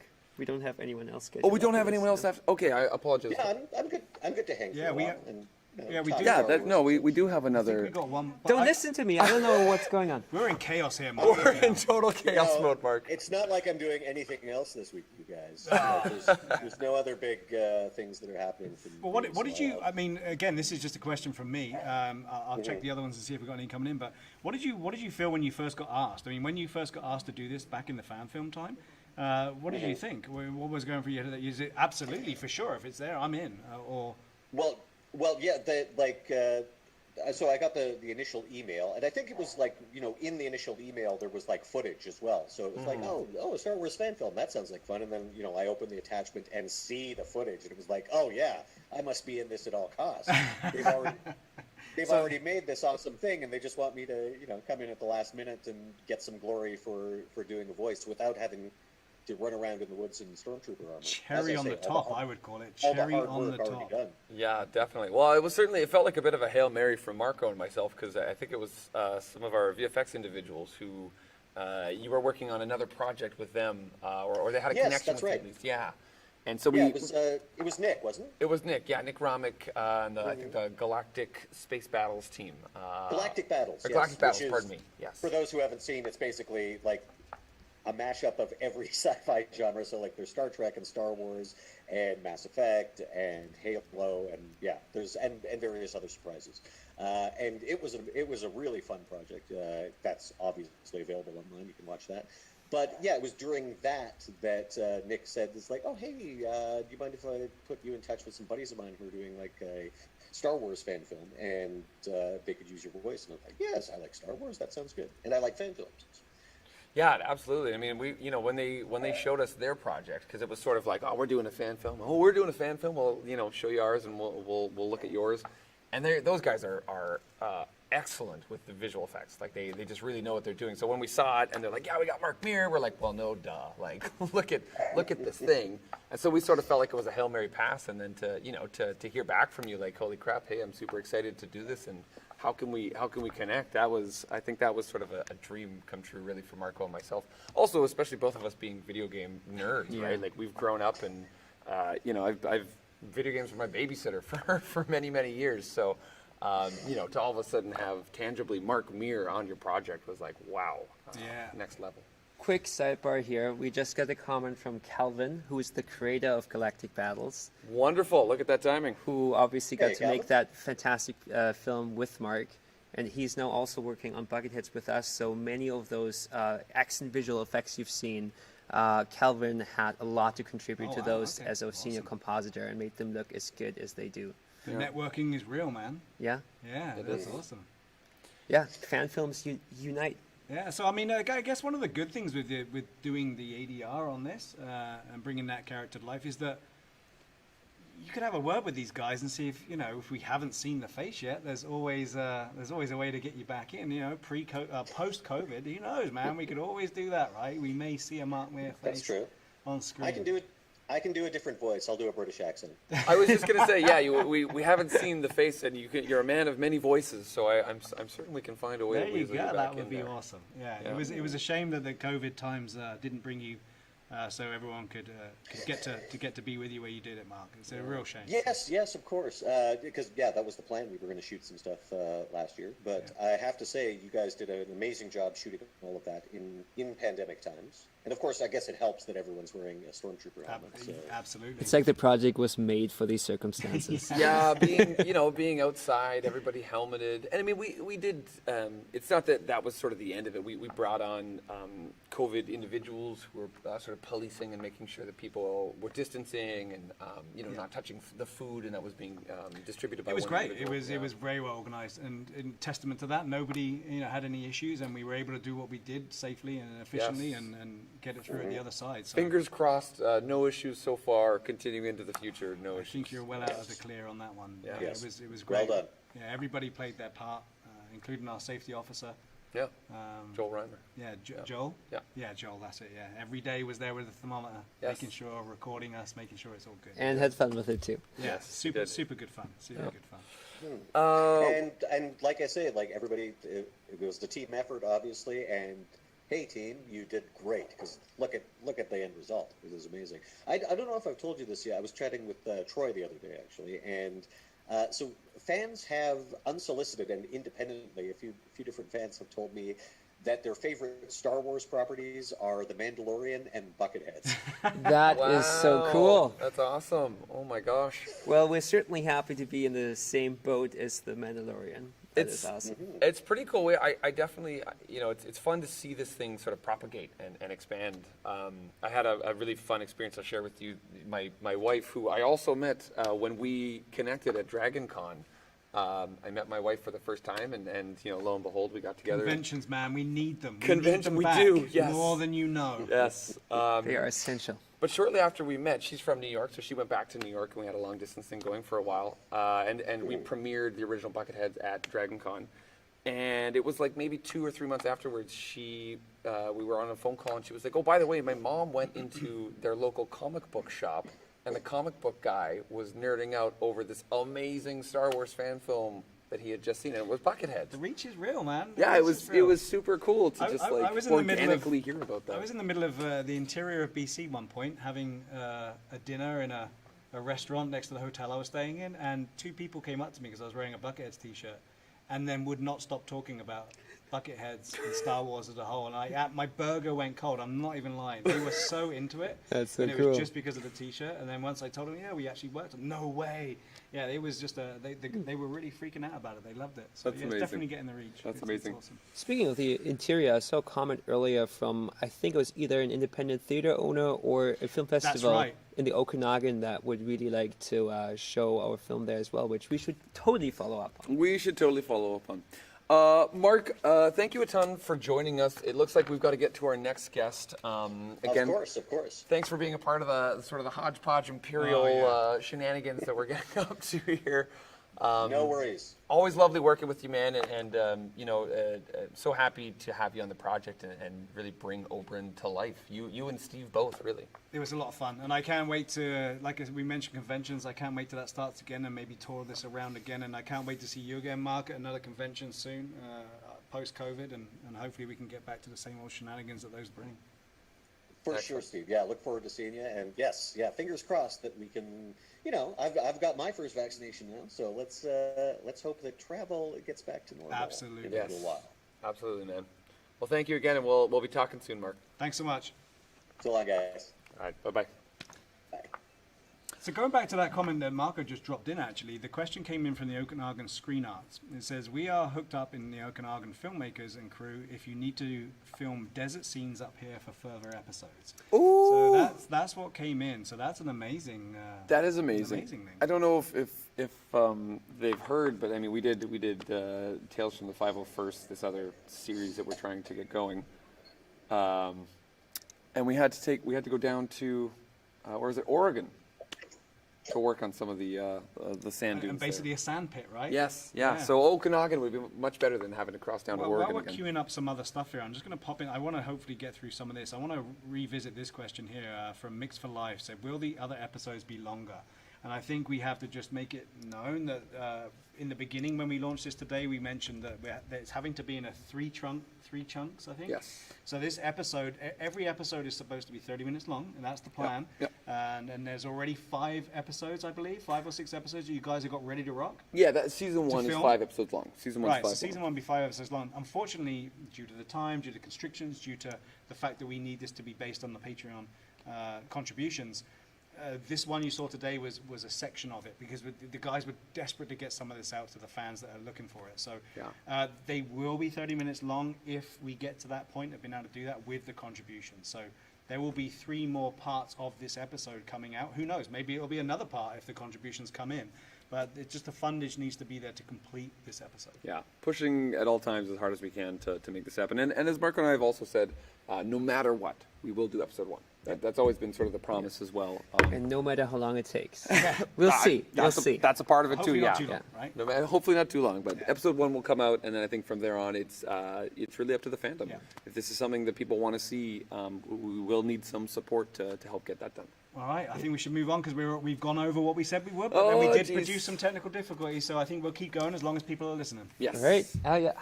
Viewers are steady. Let's keep going. All right, yeah, sounds good. So bringing in our next guests, and I believe these are our final guests joining us today. Another couple of actors involved in the project.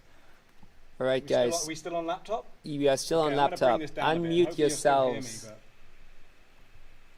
but- And Go, now it's right in my way. oh, I broke it, guys. I broke it. 1 second. Almost as we had it. we were I can always do there. this.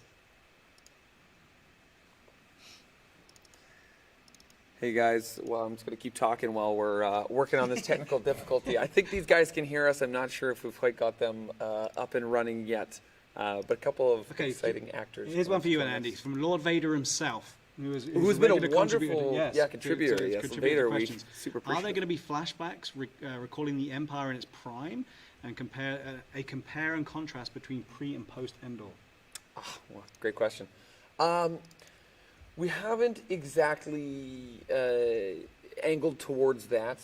I definitely see the value in what is being described there and looking at the prime of the empire versus sort of the crumbling aspect of it. But I think that there is so much involved with the crumbling bits, the crumbling end of the empire, leading, as we know, into the rebirth of the First Order.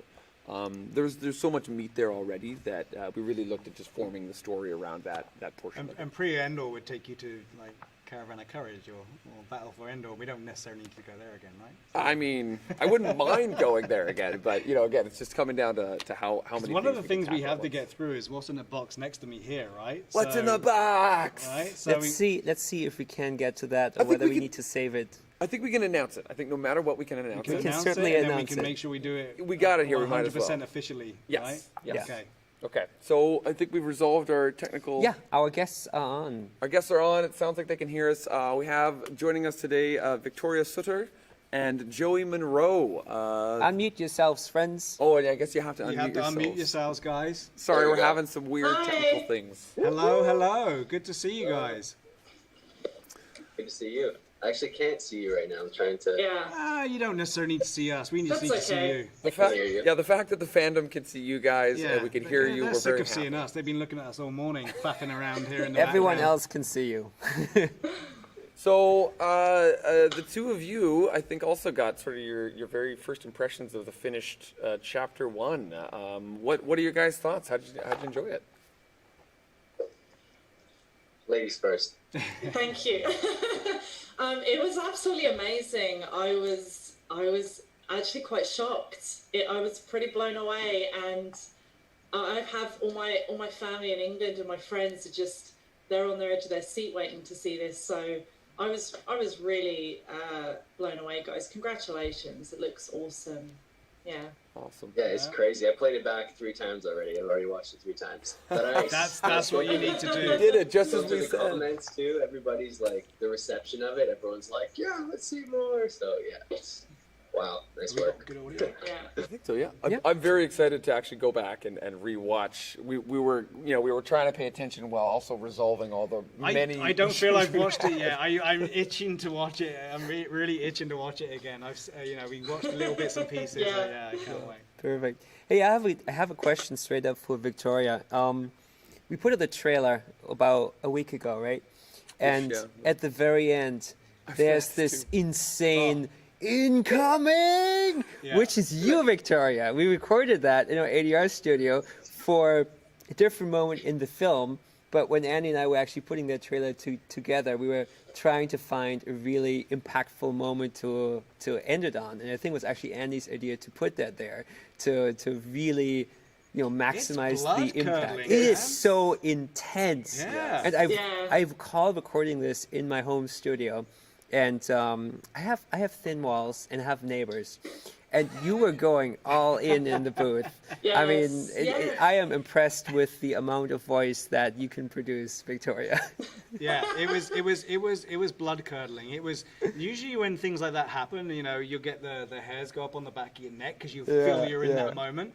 But for me, I felt a little leg quivering going on. It was very dramatic, very dramatic. Yeah, it was cool to hear. Absolutely. So Victoria, Yeah, I just feel. Yeah, sorry, go on.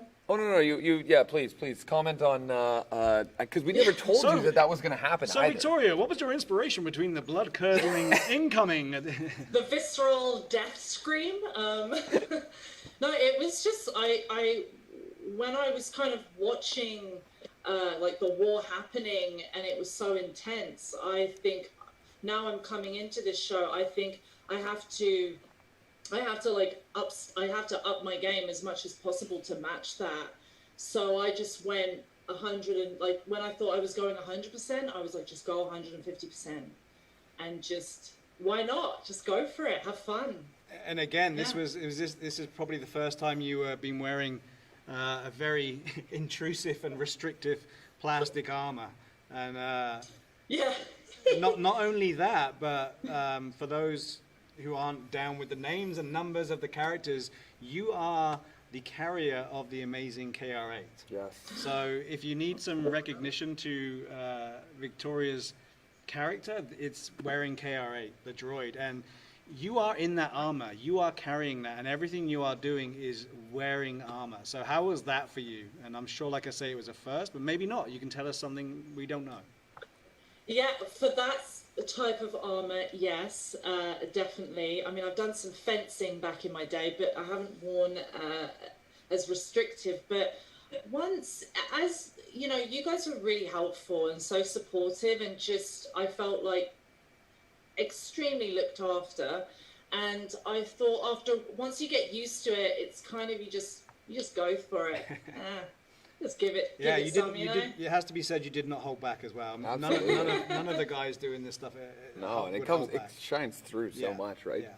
So how? It's also such an exciting, it's so exciting, all of this to me. So the adrenaline is just pulling you through, and this is what us actors live for. Like, this is our storytelling. So you're just in it and you're just enjoying it, and you don't care about, anything else that's happening. A bit of pain or a bit of uncomfort. You're like, we've got to get through this. Like, we're in war. We've got to do this. So It's yeah. funny. It's funny because that is such a comment that we have heard from just about anybody that we've put the armor on and gone through those motions with, that yeah, it feels like it's war, right? Like there's some pain to it. There's some armor bite, you know, leaning and your movements are restricted and you're hot, and yeah, it's kind of, you got to get through it. Actors call that method, Andy. Method. We forced the method onto the actors in this one. It's about time we got you in a suit of armor as well, sir. Good luck. Yeah, I'm going to put on that We officer's need to let you uniform. feel what those armor bites are like. That might make you appreciate. I feel more that officer's uniform really fits my Maybe. physique. So what was the? I guess it's going to be hard to sum up. But what was the takeaway for you, Victoria? What was your favorite part of taking on this role?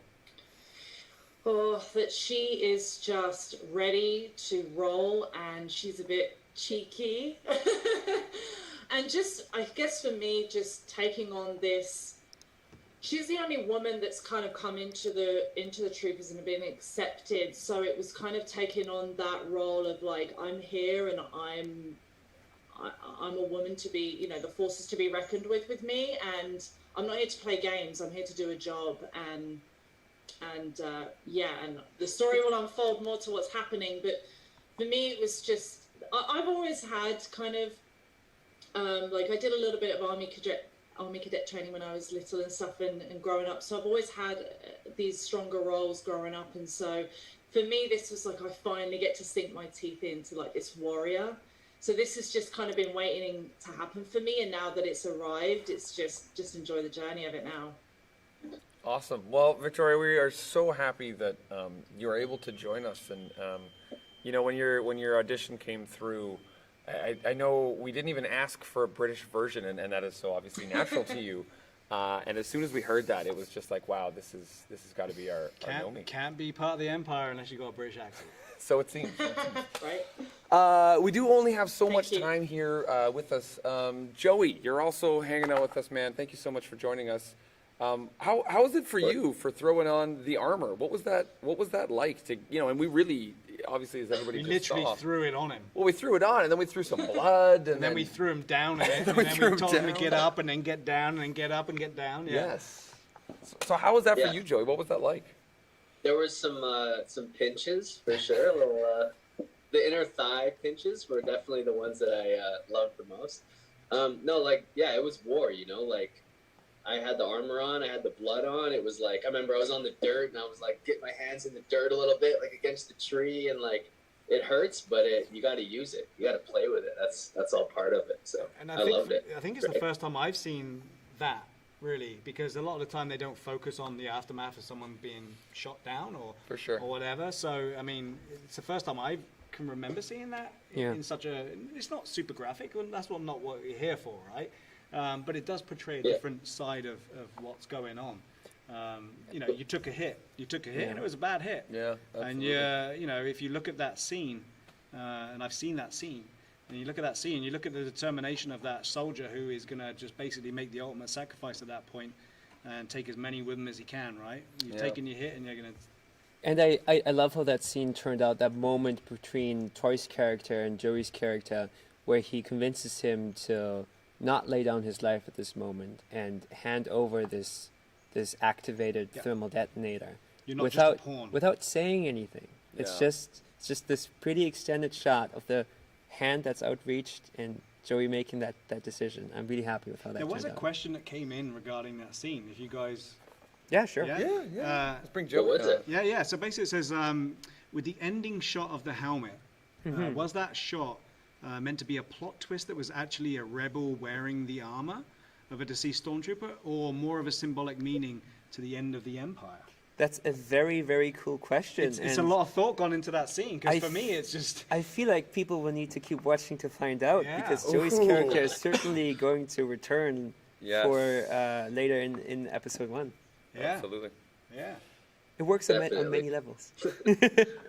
Absolutely, it works on many levels. I mean, for me, it was cool because you get to see the remnants of the armor actually kind of doing its job. Yeah. You know, you see the blaster hole in there, and that thing's just smoking, and it took the hit, and the guy survived. But yeah, what a great insight! What a great thought.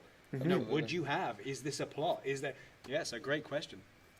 Joey, what was it like for you, man? Like, I guess when we approached you and kind of playing this role and putting the armor on and whatnot, did you as well? And I think I've asked this to most of our actors, but did you feel like you needed to do a little research sort of into what it is to be the stormtrooper, or the future soldier, or we're trying to bring obviously that humanism to the bad guys. It hasn't really happened so much in Star Wars before. So what was that like for you?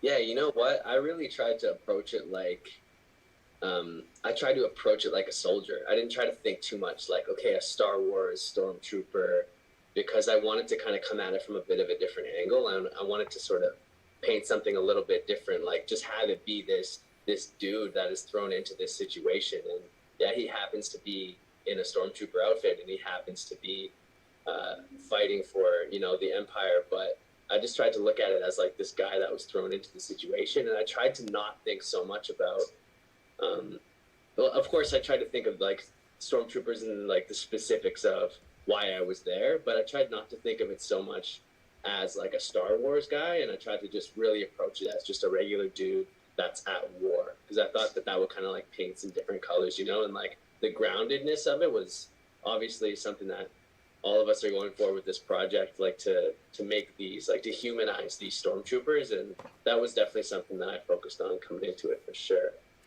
Yeah, and I feel like that comes through 110% to me, that you really do bring it to a human element. I mean, obviously we see your face and whatnot, but yeah, it's you lose a bit of that sci-fi fantasy aspect of it that usually you can kind of just dehumanize, and say, it doesn't matter so much, but you really bring a grounded element to that moment. One of the other questions that did come in actually was from Mark Masterton. Can I audition to be in future episodes of Bucketheads? Absolutely. Honestly, with the casting, we mostly have someone in mind for specific roles, but we also did an open casting call for Nomi, because that's one of the roles where we honestly didn't really know who we wanted for that role. So we regularly have actors approach us, mostly on socials, Instagram, about, hey, can I be in this? And we always say, send us your stuff, and we'll see what comes up. Because there's lots of, all the main roles are more or less cast, but there's lots of smaller parts, especially as later episodes come in, and we are more than happy to consider anyone who sends the material our way. I would add two quick things to that also, mentioning all the main roles are cast so far. We do have a few in some of the later episodes and things that are coming up that we don't yet have cast. And then also just, if anybody does want to send us a message, whether it's asking to participate or just, how did you do this, a question or anything like that, hit us on any of the socials. What was the website? Yeah, go to the landing page. The landing page is the most efficient way of getting to where you need to be. So it's www.bucketheads-series.com. And that will take you to the landing page of whatever platform it is you'd want to try and get hold of these guys on, and obviously watch the trailer again and again and again on the YouTube channel.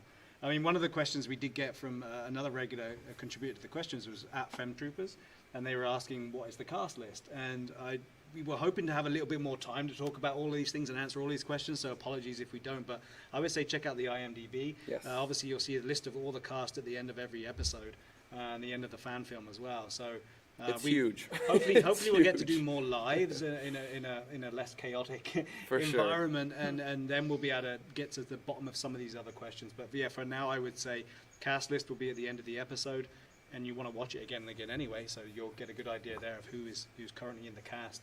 Yeah. I know we wanted to reel off a lot about the other players, the other cast members who play some of the other characters like the Ewoks, etc. But you can see all of that at the end credits. Yeah. I think we are running out of time, unfortunately. Yeah. We've got a couple of minutes here left. Unfortunately, we are a non-profit. We don't have the money for Zoom Premium or Zoom Pro, so we are bound by the 40-minute time limit. Yeah, that 10-minute lag of trying to get the virtual guests on was a little Achilles heel for us. I mean, again, it's not at the point that we can just bring everyone into the same room and have everyone here. Luckily, we got one person who was able to get in. And who knows, maybe that leads us to do this again, and maybe some more one-on-ones with the Instagram style of live as well. We've done the live streams before. We will do them again. They're always a lot of fun for us, and I think for our viewers as well. Yeah, I'll tell you what, we've got 2 more minutes with Joey and Victoria here. Let's use them wisely. Joey, Victoria, I want to hear what's your guys' favorite Star Wars character and Star Wars film?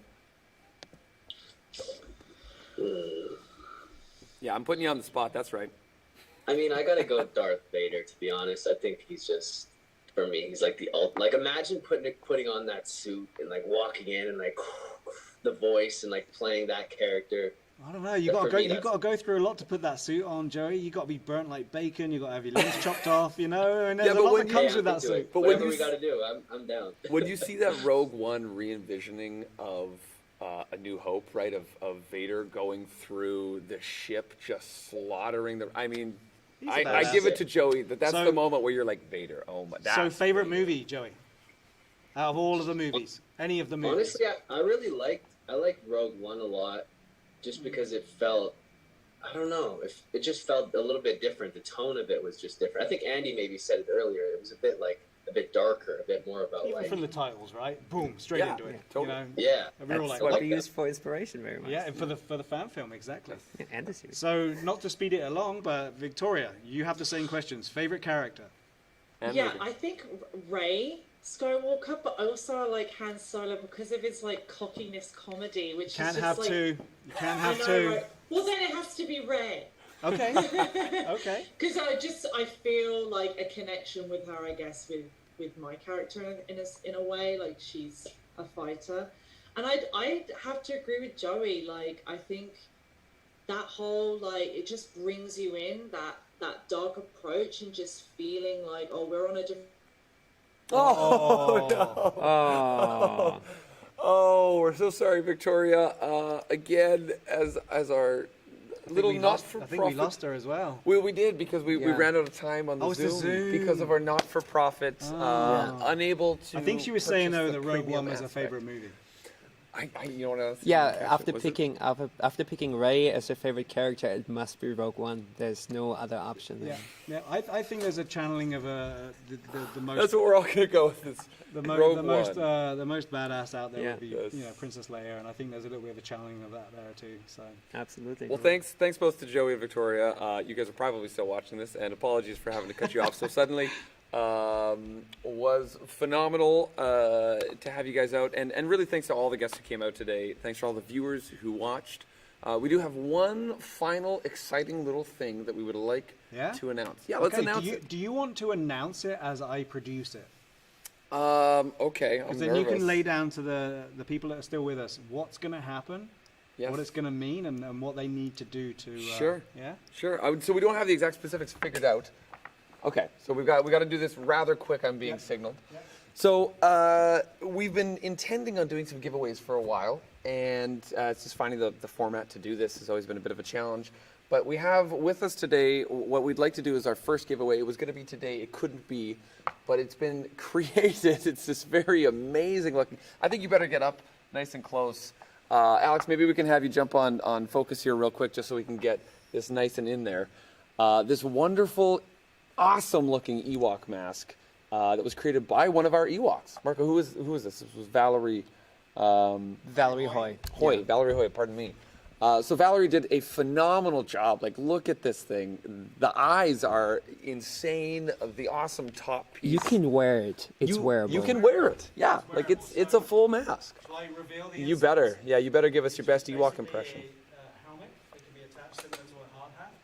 Up here, you will just pop it on, and instantly you are your own Ewok. This smells like real suede. I thought you were going to say smells like real Ewok. It smells like real Ewok. But yeah, look at the detail in this. It's absolutely incredible. I think this was this one of Terry's face pulls? I'm not sure. I actually don't know I that. couldn't tell you how Valerie created it, but she did a heck of a job, that's for sure. We'll have to get some of these guys on another live and Maybe when we give it away, that'd be really wise. Yeah. maybe that's the ultimate thing to do that. So anyways, we got to boogie along with this. This was what we were going to hope to give out today. Wait, I can try. I got Nightbot up and running after some time, which is the little bot that helps us pick a winner. Don't try. I think it. Let's revisit. Yeah, I think it. There's been too many technical problems revisit today. with a live, and we'll do it on the live.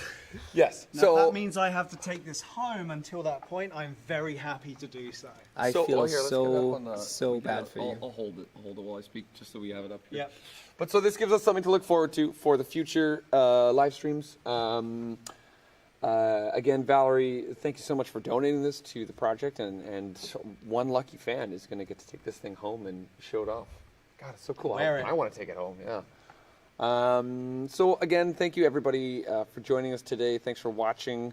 Thanks so much to Alex and Shannon, our wonderful producers and production team, production coordinator, for setting this up and helping us through the crazy technical difficulties we had. And the Matrix for letting us shoot in this amazing studio. Promosa for providing this insane wall that we see behind us. We will do more, right? Yes. We will do more. Because we got a lot of questions still filtering in. Yes. And I'm sure there's going to be more to come when more people see it. So we will do more lives to try and answer those questions and give you guys some answers on that. We've been collecting those as we go. So we have those questions. Exactly. I'm sure we can bring them into future live streams and tackle some of these. Yeah. And Steve Davey, thank you so much, man, for joining us. Marco and I are a little bit brain dead as always. We're trying to do, I think, more than either one of us can handle. That's why there's two of us. Hey, happy to help, man. Anytime.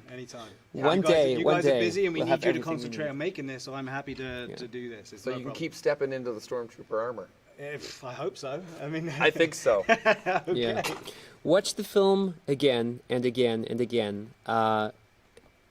Ginormous thanks to all the amazing crew that helped make this. The team is too big to name even Oh my half God! of them.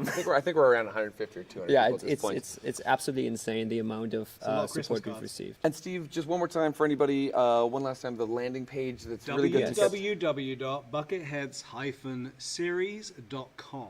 You got that rehearsed. That's hyphen, not lower one. The hyphen, the real hyphen. Excellent. So that'll lead you to all the various social media pages where you can check out any of the posts that our phenomenal team is putting out, and just More to come. gets it More to through. come. More Yeah. behind the scenes. More information on the cast. Everything. More to come. All right, guys, we're all gonna go drink a giant pot of coffee. Thank you so much for tuning in. This has been excellent. This is the Bucketheads team signing off. Thanks. This is the way.